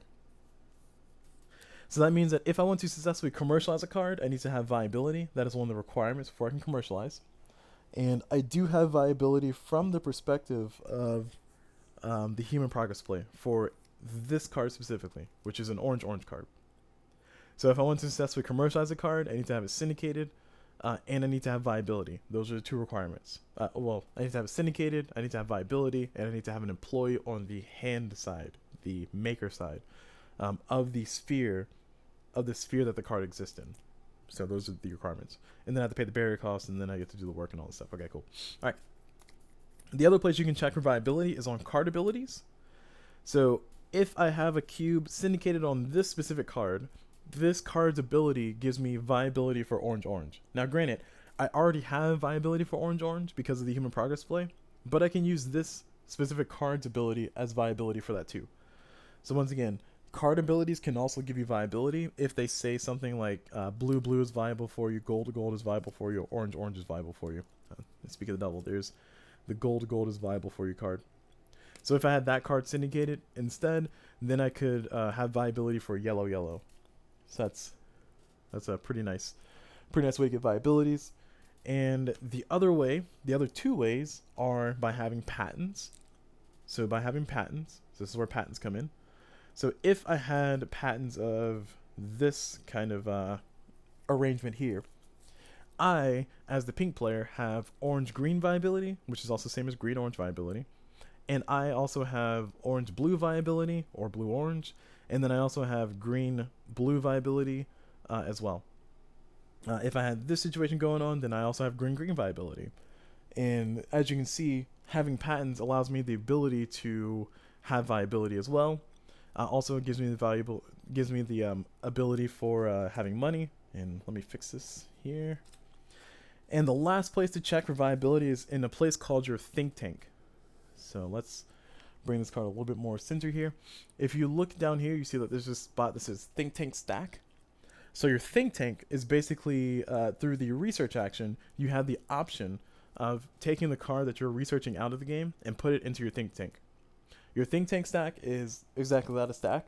You basically put the card here after you do the research action, which we'll talk about here shortly, and you put it like that. When you have a card in your think tank stack, it gives you viability for the color pair that it is. So in this case, I have viability for blue-orange in this case, or orange-blue, which is the same thing. So that means that I could syndicate a card that's out on the board. I could hire a worker into that particular sphere that the worker is, and then I could go ahead and commercialize it because I have viability in this form of the card specifically. And then I also have the worker in the right spot. Let's say I paid the barrier cost, the appropriate barrier cost, which is either subsidized or not subsidized, like we talked about way earlier. And then I get to do all the things, get the impacts, and so on and so forth. If I successfully commercialize a card using the think tank card that exists here will replace, or will take the place of the card that's being commercialized. So just for context, let's go and make this a full realized example. If I can find I just need a blue-orange. There we go. So we're gonna bring this as a blown up version of our market here. We're gonna try to do this somewhat smoothly.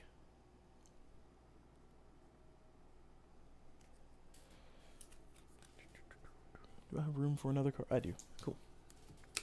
Barely. Okay. So we have a very blown up version of our market here, where we can just barely see stuff that we're looking at. All right. So let's say I did during my turn, I had this card in my think tank. So this card here specifically exists in my think tank. Note when it's in my think tank, I don't have any cubes on it. Note that when it's in my think tank, I'll have to put heat on it. And also note when it's in my think tank, I have exclusive access to that ability of having gold viability too. So that's what I mentioned before. Sometimes you got powers that you can control exclusively. It gives you some nice benefits to it, so on and so forth. If I'm to successfully commercialize, or if I want to successfully commercialize this card, let's assume that I had the money to pay for the thing in the sphere. Let's assume that I have the worker in the sphere. First thing I need to do is I need to syndicate the card I want to commercialize. So I'm going to pay the $3 because market cost is $3. I'm going to pay the $3. So 1, 2, 3. Then I'm going to take a cube and place it on that card, like so. And then afterwards, I'm going to go ahead and do the commercialization action. I'm going to pay the barrier cost, whatever it is. Let's assume that I paid for it, I can afford it. And then I'm going to take this card that I'm commercializing and move it to the side, pretty much out of the game for a moment. I'm using my think tank specifically to commercialize it. So my think tank specifically is going to go and replace it like that. And then I'm going to take this card that I successfully commercialized here, and I'm going to go ahead and get all these impacts. I'm going to solve the problem of disease or solve the problem of exoscience gap. Let's say I decide to do the exoscience gap one. So I get that little chit. And then I get to do this impact, which this impact means take a cube from out of the game and place it on any existing black heat, whether it's on the human progress Splay or whether it's in the market. And I decided to do it in this spot on the market because it was right there for me. And then afterwards, this card will be... Afterwards, the cube that was syndicated on the card, the cubes that are syndicated on the card will become patents of the color that I choose. So I can either choose to make it blue like this and add it to the human Splay, or I can choose to make it orange like this and add it to the human Splay.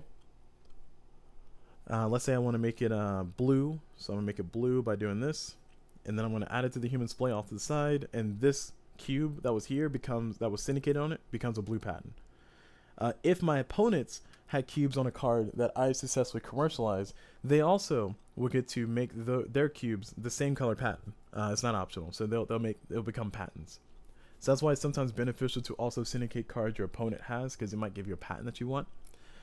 Also, let's go ahead and bring back a concept from before. Let's switch over the camera. So let's bring up a concept from before.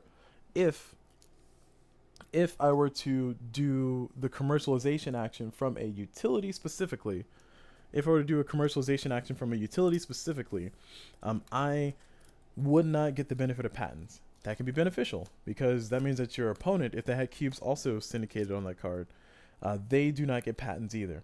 So you can use that to your advantage or disadvantage, I guess, or their disadvantage. All right. So that was a whole lot of stuff. To talk about, a whole lot of stuff. So hopefully everybody's tracking. Like I said, there was some complicated stuff I was trying to shield us from until we got some more of the basic stuff down. And now that we're here, we're here. Okay. So we just talked about the concept of viability. Viability takes place in a few different places. Let's switch it back over. Viability takes place in a few different places. Those places are your patents. Those places are your human progress Splay. Those places are your think tank. And those places are also cards that you have abilities for. Now, when you're checking for viability for the purposes of commercialization, and don't worry, I'll put it all together here shortly with commercialization just to round out that full explanation. But when you decide to do the check for viability, it must be in one place exclusively. As I talked about before in the human progress Splay, it must be basically exactly as ordered. So it has to be either, in this case, a blue-green or a green-green or a green-orange / orange-green, or a orange-blue or a blue-orange or an orange-orange. Those are the cards you have viability. Everybody has viability for. If your opponent has heat that's stuck on a card as future shock, once again, this is future shock when it's on this side. If your opponent has future shock, or if you have future shock, that person that has future shock there has exclusive access to that particular line. So what that means is that if I wanted to have green viability, I unfortunately would not have green viability. Because my viability is relative to this current board state as the pink player. My viabilities are blue-green, and then I don't have access to this one because it's exclusive. It's basically Apple has put a patent on an iPhone, and nobody can make an iPhone for 5 years, basically. It's one of those kind of numbers. But I do have access to orange-blue, blue-orange, orange-orange. Now my opponent, as the green player or as the blue player, they have access to blue-orange, green-green, green-orange, orange-blue, blue-orange, and then orange-orange. So it's like that. Also note that it does not skip. So my opponent, so me as the pink player, I do not have access to this plus this because there's an interruption in the chain. So when there's an interruption in the chain, this is kind of a too bad situation. It's like there's just an interruption in the chain. If my opponent as the blue player also had exclusive access to this blue line here, then that means that my blue player, my blue opponent would have access to blue green, green green, green orange, orange blue, blue orange, orange orange. But me as the pink player, I would have access to, well, pretty much orange blue, blue orange, orange orange. I do not like that green one is pretty much useless for me. Like that green line in the middle, it doesn't do anything for me because it's not attached to anything else. So that's what Future Shock means. Future Shock is pretty important because you can use that to block your opponents out on certain viabilities for them. So it can be kind of a thorn in their side. So definitely use it to your advantage. All right. Okay. Now that we've talked about Future Shock in a little bit more depth, let's talk about the concept of research and commercialization, because those are the big ones. Those are the big ones. So first, the action for research. The research action has multiple steps. The commercialization action has multiple steps, but the research action is a little bit more simpler. So we're going to start with that one first. When you want to do the research action simply requires you to have an employee on the thinker work side, on the light bulb side, and then you get to do the thinker work. So let's go ahead and take a zoom in here on this biome. Actually, let's use the cloud one. Let's take a zoom in here on the cloud biome, or the cloud sphere, I should say. And if I wanted to do research work in the cloud sphere, oh, let me get my cubes back. Sorry, I was like, where are my cubes? Let's assume that I have this going on. All right. Sure. If excuse me, if I want to do the research action in the cloud sphere, I would need to first hire a worker onto the thinker side. So I need to pay $3 to hire the worker. So I'm going to go ahead and do that. I'm going to spend $1, $2, $3. Then we'll take a key from my highest available box and put it right there. Let's say I want to put on this one instead of one of those lower ones. And then after I've done that, I'm going to go ahead and do the work. I'm going to go ahead and do the research action. Let's assume that our current regime is the globalization regime. Let's assume that this is our regime, the globalization regime. So because we're in the globalization regime, and let's also assume that I don't have any cards syndicated. I don't have any cards syndicated that allow me to have subsidized work. And also I do not have, what's what I'm looking for? Yeah, I don't have a company, right? That's pretty obvious. So let's assume that the work is not subsidized. So in order for me to do the research action, I need to count the number of stop signs showing, which in this case is 4, and I need to double it. We're also assuming I don't have any patents, so I got to kind of pay this with my own money. And oh look, I don't have enough money. Actually, no, I do have enough money. Do I have enough money? Yeah, I have enough money. Okay. So I'm going to go ahead and pay the $8 required to research. So I'm going to go ahead and spend $1, $2, $3, $4, $5, $6, $7, $8. I have just barely enough money to do that. All my cubes are in debt though, so that kind of sucks. All right, so I pay for the action for research. And then I'm going to go ahead and take my worker and move them down the line to do the work. I'm going to move them here to the middle. And then after I do that, let's go ahead and zoom out here back to the main board. After I do that work, so I've done the work by moving my worker like so. After I do the work, what we do is we take the bottommost card in the sphere that I'm doing the work in, and we take that card and we're going to discard it, but we're going to put it to the side. So we're going to put it to the side for now. So let's put it right there. And then we're going to go to the game deck, and we're going to draw cards to fill in, starting from turn order wise. We're also going to, after we remove the bottommost card, we're going to take all cards that exist there currently, and we're going to shift them all the way down to the bottom, and then fill in any gaps by shifting them down to the bottom. And then after we do that, we're going to draw new cards to add to the game to fill in the rest of the gaps. In this case, there's only one card in that sphere, so we basically got rid of all the cards, and then we deal 6 new cards basically. All right. So that is the research action. Now that I've done that, I'm going to take the card that I put to the side, which in this case is a orange-green card, and then I get to decide to either take this card as patents, as either 0, 1, or 2 patents, or I can add this card as a think tank. If this card had a opponent's cube syndicated on it, I do not have the option to add this to my think tank. But in this case, it doesn't, so I could simply take this card and then put it right here into my think tank. And when you put a card onto your think tank, if there's already another card there, you would just put it on top of that card.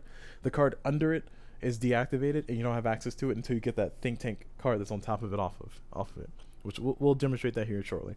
So no worries. Like I said, I can take this as patents. Now, if I did the work from a utility, I do not have the option of patents. Once again, if I did the work from a utility, I do not have the option of patents, of course, unless an ability says otherwise. Unless I have an ability that says otherwise. So we're going to assume, since all my cubes are in debt, we're going to assume that this is what the human splay looks like. And we're also going to assume that I am going to take this as 2 patents. So we're going to assume that this is what the human splay looks like, with an opponent's cube right there. And I'm going to go ahead and take this as patents. So I'm going to take 2 patents of one of orange, one of green. It is based on the card that you're successfully researching. So I'm going to take 2 patents. I'm taking 2 cubes from my highest available box, which in this case is my debt. And I put 1 cube there, 1 cube there. Oh, sorry. Math is hard. 1 cube there, 1 cube there. And there we go. And then we take this card and we throw it out of the game. I do not, from the research action, I do not get the impacts. Once again, I do not get the impacts. I ignore that. I can only either get patents or think tank it. Then it goes out of the game. Right? So that was the research action. Now, let's say I wanted to do the research action again. Looking at my current board state. Looking at the current board state over here. Let's shift this offside. Looking at my current board state, I have 1 worker over here in the cloud, and I have not that much money. In my patents, I have exactly, what is that at? Oh, actually, yeah, let's focus on the regime. So let's play by the rules correctly here. Let's go back to the overhead view. And once again, this is kind of where I was talking about before, where you kind of have to keep track of like 12 things at the same time. So if we look at the human progress splay, if we look at the cutting edge dictates that we are in the green regime, because that's what it says. So that's actually very convenient that we're in the green regime right now, because the green regime's special ability is that hiring a worker costs exactly $0. So that's actually really useful for me right now. Also, all green patents are doubled. So that means that in money, in patents, I currently have $1 in orange patents, and then I also have $4 in green patents, because that 1 green patent is worth $2 times 2. So I have $4 in green patents, and I have $1 in orange patents, so I have $5 altogether. So that's actually pretty useful. All right. So let's go back to the main view. Now, if we look at the current board state, we note that I don't have much flexibility. So I'm going to go ahead and take a few actions to make this worth my while. And we're going to go ahead and do another research action here shortly. So first thing I'm going to do is I'm going to syndicate a card for $0. So I'm going to syndicate this card down here for $0. So I'm paying $0, and I'm taking a cube from my board and putting it over here. And then I'm going to also syndicate another card for $0. Well, actually, no, technically, sorry. Syndicating this was my second action this turn, so my turn's over. My opponent's going to do things. Let's say my opponent syndicates this card and then syndicates that card. Okay, cool. So that's what my opponent did. Now it's back to my turn. I'm going to, with my 2 actions, action 1, I'm going to syndicate that card. And then action 2, I'm going to import this down. Now it's my opponent's turn. My opponent is going to syndicate this card, and then my opponent's also going to hire a worker with their imaginary money that they have. Now it's back to my turn. On my turn, I'm going to go ahead and syndicate this card as well, and then I'm going to fundraise. Actually, no, before I do that. And then my second action is I'm going to hire a worker. So remember, we're in the green regime right now. We're in the developing world regime, which is right down here. A little bit hard to see, but it's here. This one says hiring costs $0. So I'm going to go ahead and hire an employee for $0, or hire a worker for $0 for my second action. Yeah, that's my second action. So I'm gonna hire an employee right. I'll hire them over here. Nah, I'm gonna hire them over here. Okay. No, I'll take it back. I'm gonna hire them over here. There we go. All right. So it's my opponent's turn. My opponent is going to do a research action. So my opponent's going to pay the money for the research action. Let's assume that they have it. They're going to go ahead and do the work. They're going to move this worker down like so. And then after they do that, the card that's down here is going to be put to the side. Whenever a card is researched out of the game, if there's cubes on it, whether it's opponent's cubes or your cubes, they're automatically divested to your wealth. So This cube is going to go back home for me to my wealth, which is pretty nice. My opponent is going to take this card to the side, and let's say that they take it as a think tank for whatever reason. So they do a think tank. Then after we do that, we're going to take all the cards in the column or in the sphere that research happened, and we're going to shift them all the way down. And then we're going to fill in the gaps. Like so. Alright. So that's my opponent's 2 actions, or that's action 1. And then action 2 for my opponent is they're going to import this card over here for whatever reason. I don't know what they're doing, but they're doing something. Alright, back to my turn. On my turn, I'm going to go ahead and do a research action. Or so no, I'm going to do a fundraise first. So I'm going to fundraise. Fundraise allows me to do the 3-part thing. So I'm going to divest cubes. So I'm going to pull back cubes from home. I'm going to pull back this cube and this cube because I don't really want them down there, but I need it for my money increase. And I'm going to leave my Paten cubes where they are because remember I have 1 orange Paten of $1 and I have 1 green Paten of $4 currently based on the regime. And then after I do that, I'm going to do collateral. I have no cubes in capital, so I cannot do collateral. And then I'm going to do capital accumulation. So this is all going to go up to capital. Boom, done. All right, so that was action number 1. Action number 2 is I wanted to do fundraise again because I want to make sure I have a lot of money. And when I do fundraise, I'm not going to divest any cubes because I don't want my cubes moving from where they are. I'm going to go ahead and do collateral. So I'm going to do drop 1, raise 1, drop 1, raise 1, drop 1, raise 1. Then do capital accumulation. Boom, done. All right, there we go. So that was action number 2 for me. I fundraised twice basically. My opponent's going to go. My opponent is going to hire a worker over here and up here. And then my opponent is going to syndicate. Oh, no, there I have syndicate. My opponent is going to commercialize. So my opponent is going to check for viability. Let's assume they have it. Actually, no, they can't do that. My opponent does not have viability. My opponent is going to syndicate that card. Sure. I'm just keeping track of my opponent very vaguely. Okay, back to my turn. So for my turn, I am going to research again because I want to have more cubes over there on the Paten side. So I'm going to research in this biome. So I'm going to go ahead and look at the cost. The cost currently is what? $4. So, and it is not subsidized because the regime does not subsidize it. And I don't have any abilities that subsidize it that I can see. I currently don't. So it costs me $8 to research here because that's what the barrier cost is and it's not subsidized, so it's times 2. So I'm going to pay the $8. I am going to use, I'm going to shift this over, or try to shift this over. Dear God. Yeah. Alright. There we go. Alright, so to pay for the $8, I'm going to try and use, oh no, I didn't realize you guys couldn't see that. I'm going to go ahead and try to use my patents plus my money. So it cost me $8, so I'm going to spend this 1 green patent for $4. And then I'm going to spend the rest of my money. So that's $4, $5, $6, $7, $8 spent. Alright, so I've spent the money. Then we're going to go back over here.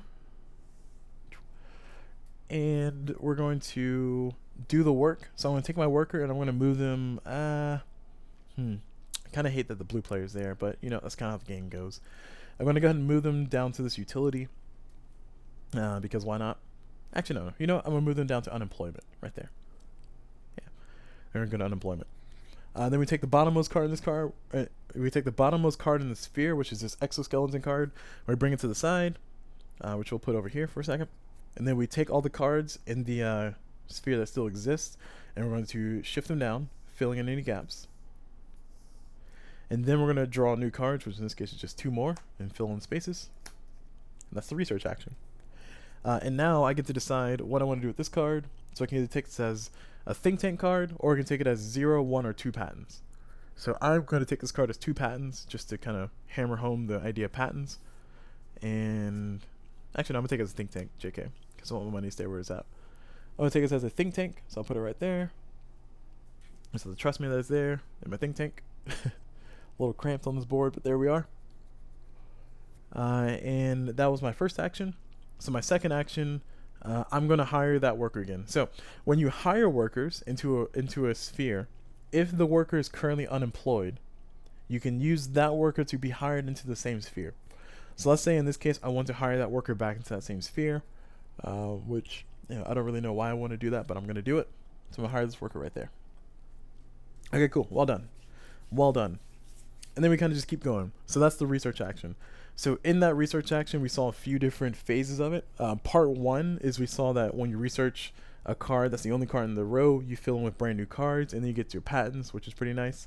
Part two is we show what happened if you research when there's cubes on a card and that card goes out of the game. And then part three is we showed research when there's gaps in the row. Basically, when you research a card out of the game, there's gaps in the row. The cards will just shift down to fill in the gaps, like so. Okay, cool. Okay, whew, that was research. All right, we're almost there. We just need to talk about commercialization in a little bit more depth, and then we're there. And then we got all the rules we need. Oops, sorry. So let's talk about commercialization. So commercialization, we pretty much know the different aspects of things. We know the different aspects of the rules, and we also know the concept of, kind of what's required to research or what's required to commercialize things. But let's go ahead and just kind of bring it full circle by doing a few examples, and then we'll talk about how the game can end, and then we'll end it there. Okay, almost 2.5 hours. 1 hour and 45. 1 hour 45 minutes. Let me take a quick water break. Oh, wrong button. Ah.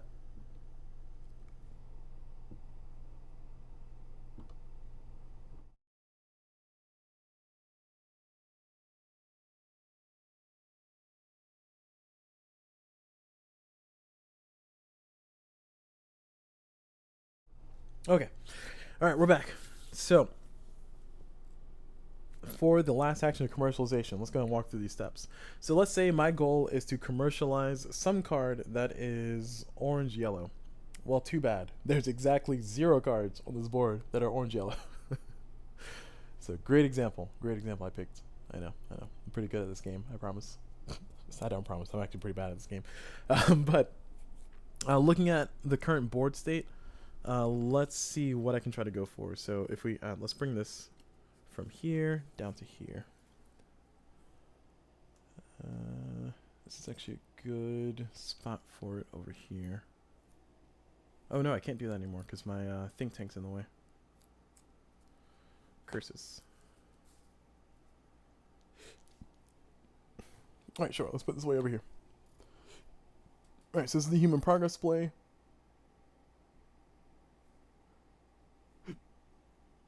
We're showing that I have an orange Paten.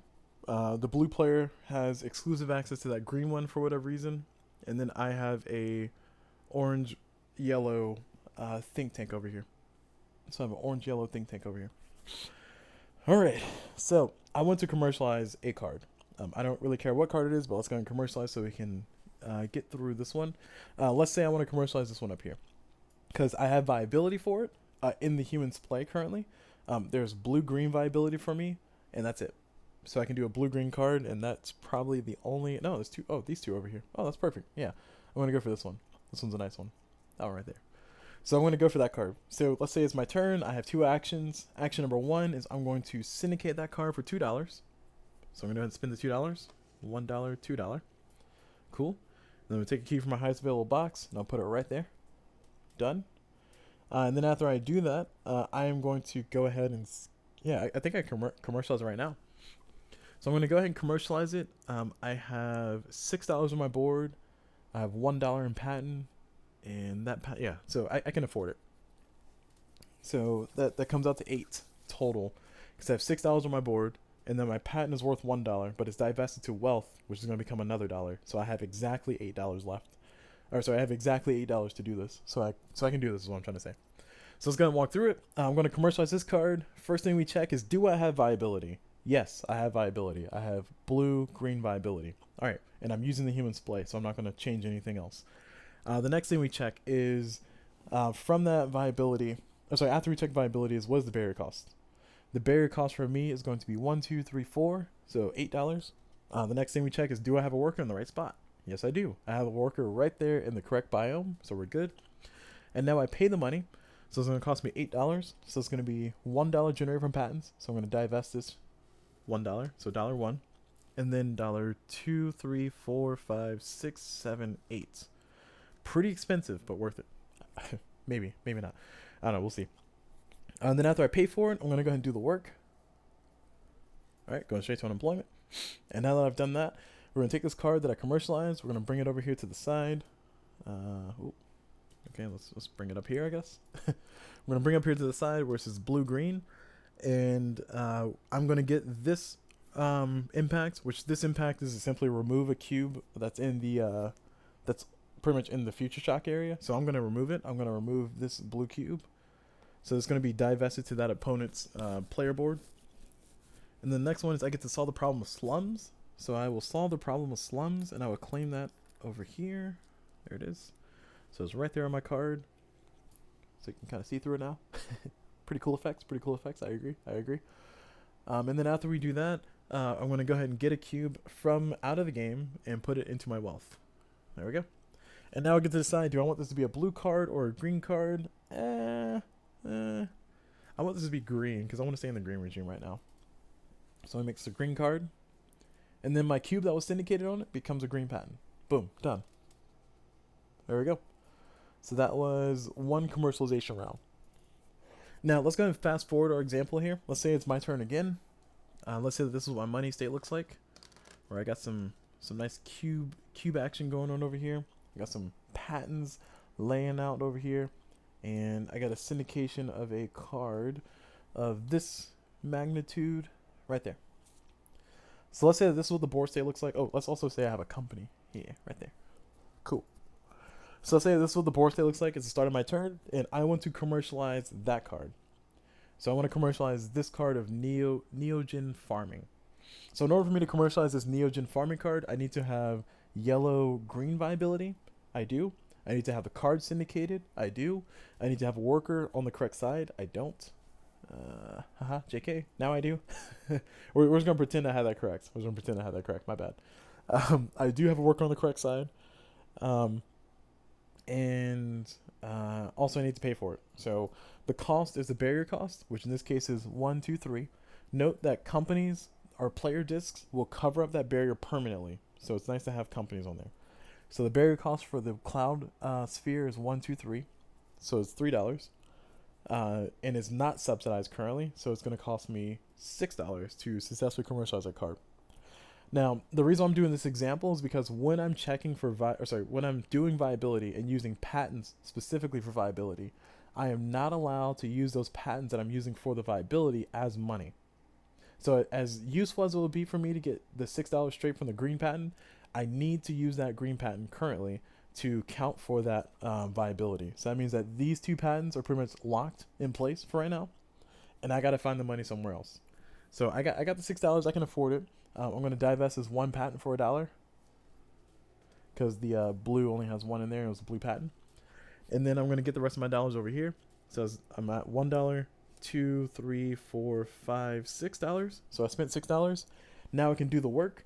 I'm going to do the work and take my employee and put him right there on my company because why not? And then after I've done the work, I've paid for the patent. These cubes that were used for viability over here on the as patents, they immediately get divested. They immediately get divested to my wealth. And then this card here, we'll pull to the side, and we'll go ahead and do our impacts. There. All right. So with our impacts, we'll go ahead and walk through our impacts. We will start by going through the first one. I can solve the problem of famine or disease. I'm going to go ahead and choose to solve the problem of disease, because we don't want more disease. Famine is bad too, but I have to choose one. And then I get to place a yellow company on the thinker side in any company in any spot. So I'm going to place a yellow company on thinker side of pink. So I'm going to put a yellow company right there. That's a good spot. Oh, you couldn't see that. Sorry. I put a yellow company on thinkers on the in the first world. And now I get to choose if I want to make this a yellow card or a green card. For me, I'm really feeling the green regime, so I'm gonna go ahead and keep this a green card. So because I'm making this a green, this cube is going to just teleport over there, and this is gonna become a green patent. Right? So we move this over into the Splay, add it there, boom, done, and yeah, there we go. I've successfully commercialized a card using patents. Okay. So that is that part, and I think pretty much everybody kind of understands what's happening. If you need more examples, feel free to let me know. I can make another video just of examples. Also, I'm about to do a playthrough, so you have more examples there too. So I will cut it there for examples. So I was going to talk about the last few bits that just kind of clean up things and talk about how the game ends. So the last few, actually, let's talk about how the game ends, and then we'll talk about the last few bits that I skipped over. Whew. All right, so the game ends when one of these tipping point cards are successfully commercialized. Actually, we'll slide all this over because we need all this real estate. So when one of these cards are successfully commercialized, the game will end. Note that these cards have a special ability on them, and it says that in order for you to research these cards out of the game, you must have it syndicated first. Because remember, when you research cards, you're removing that card from the game. So in order for you to research tipping point cards out of the game, you must have them first syndicated. That's just a measure to kind of make it a little bit more challenging to kind of just make it to where somebody can't end the game in that way. Got to plan a little bit harder for that. And then when you do successfully commercialize these cards, the game will end before the card is added to the human splay, which is important because that means that the current regime that you're in will be the in-game regime, and the scoring that you'll have will be based on what the in-game scoring is. Going over the impacts, note that you have the giant nuclear symbol on all 4 of these cards. That nuclear symbol is called thermonuclear exchange. Thermonuclear exchange nuclear exchange impact. Sorry, not thermonuclear exchange. It's called nuclear exchange impact. The way that works is basically you look at your human splay, and for every black heat showing, everybody will lose a company or a problem of that color. So let's bring up this sample human splay. And I had exclusive access to this one. Oh no. Oh no. You can't see it. Right. Came in like a wrecking ball. There you go. So if I were to successfully commercialize, or if my opponent ended the game by successfully commercializing this yellow one, then what happens is we do the nuclear exchange impact, and we look at the human splay. The human splay has 2 black heat showing, and everybody is going to lose 2 companies, is going to lose 2 yellow things, either 2 companies, 2 problems, or a company and a problem, any combination of the 2. So that's how it works. Now, as a caveat to that, if you have a cube on a black heat, then you have 1 shielding, or you have shielding equal to the number of cubes you have on black heat. So in this case, for me, the pink player, if my opponent, the blue player, decided to commercialize this successfully to end the game, my opponent would end up losing exactly one problem or company of yellow. And then for me, the pink player, I'm shielded by 1, so that means that I get to ignore 1. So it's like, it makes sense in the grand scheme of things, but this basically means that in this case I lose 0, because this 1 shielding on black heat will shield me from this one. So it's a little bit of a concept that took me a while to understand, but when I finally did, it made this black heat a little bit less annoying. And then on the flip side of that, just to extend our example here, if this is what the situation looked like when the I keep saying thermonuclear exchange. When the nuclear exchange impact showed up, then what's going to happen is my blue opponent, is going to lose 3 things of yellow. So either 1 company, 2 problems, or 3 companies, or 2 problems and 1 company. Whatever combination of 3 gets in there. And then for me, I'm going to lose 2 of yellow, because I have protection from 1, so I'm shielded by 1, and then I'm going to lose the other 2. And then, of course, extending the same example, if this is what the situation looks like for me and the blue player, then both of us are going to lose 1, because I'm covered by 1, and my opponent's covered by 1, and there's 2 showing, so we're both going to lose 1 thing of yellow. Okay.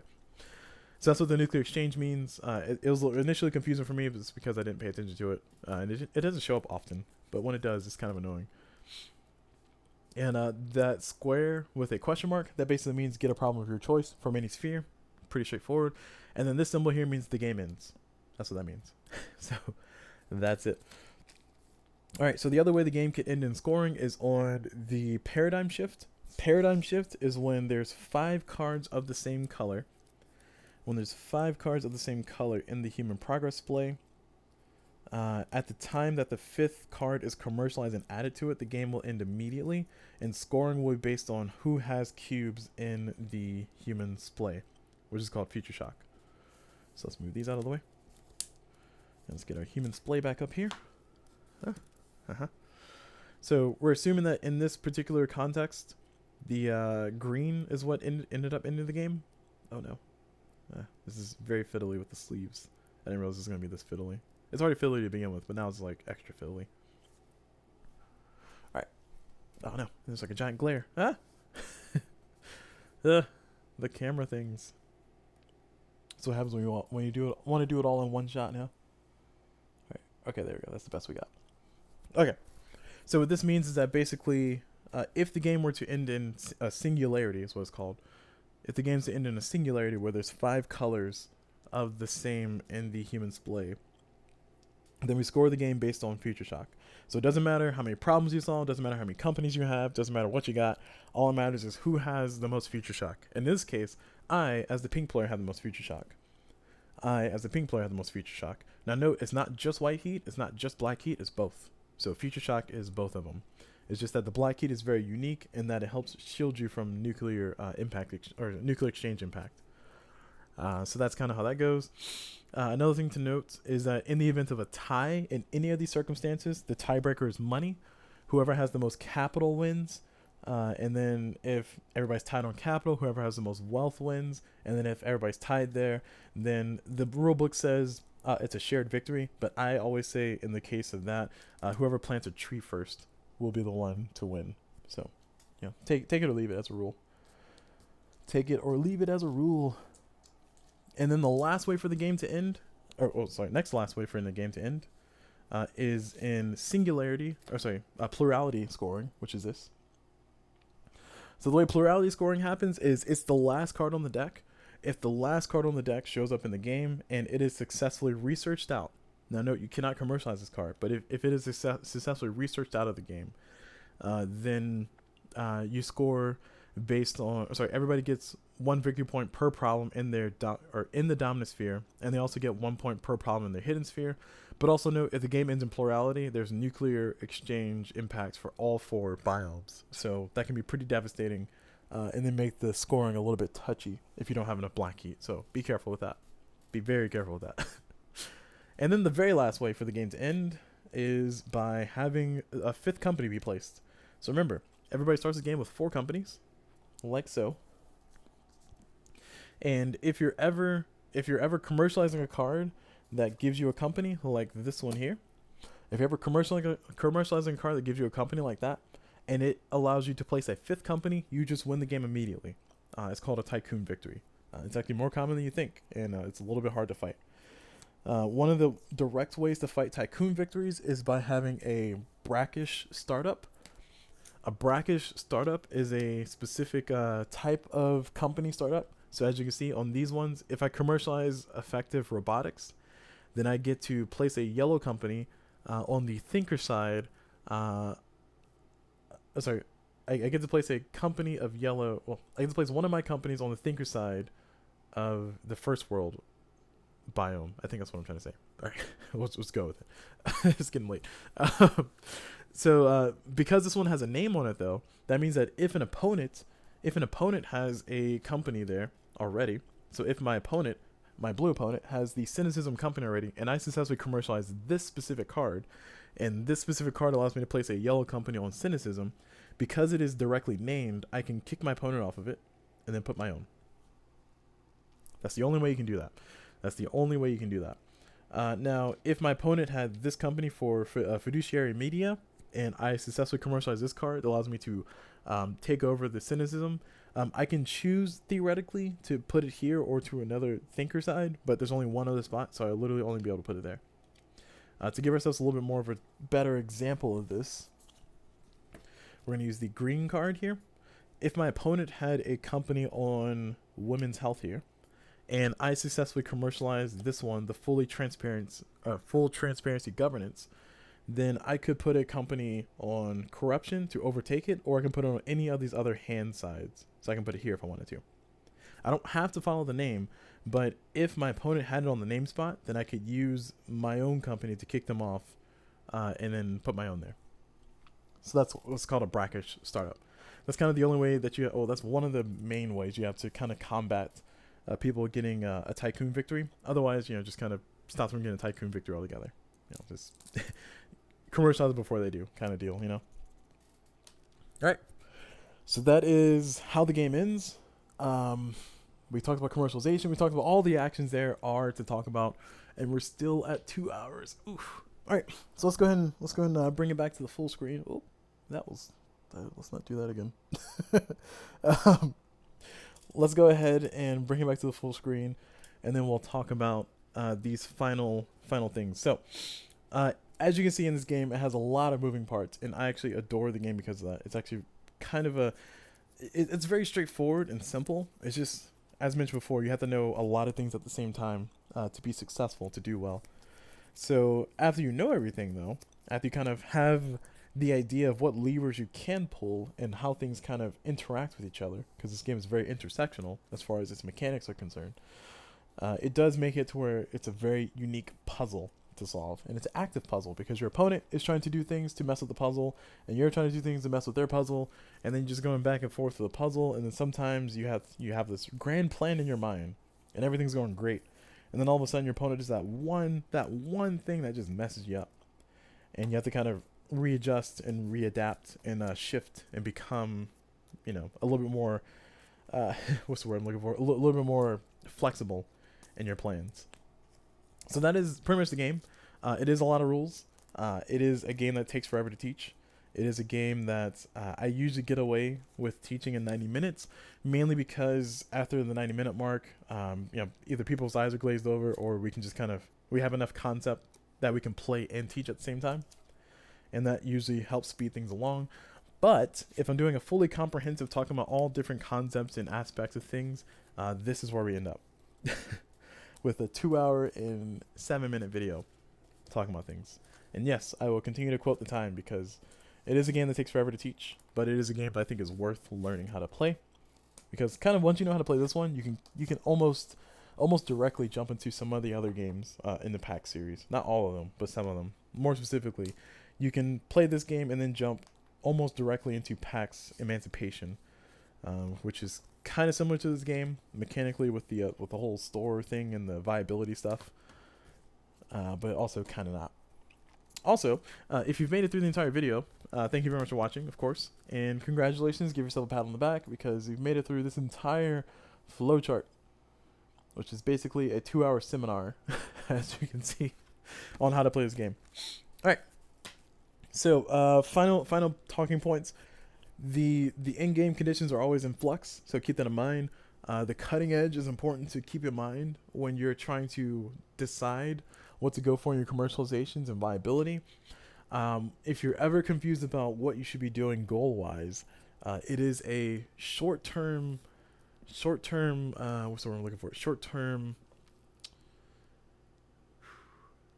comfort. It's a short-term comfort to kind of think in the concept of get companies and solve problems. And that will kind of help you keep pushing through.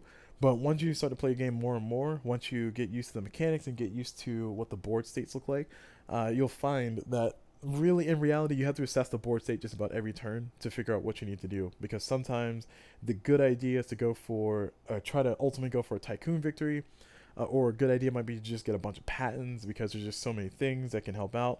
Or maybe just try to get a quick think tank to get a really good ability that's exclusive to you, and then take advantage of that so your opponents cannot use it and then you can do other things with it.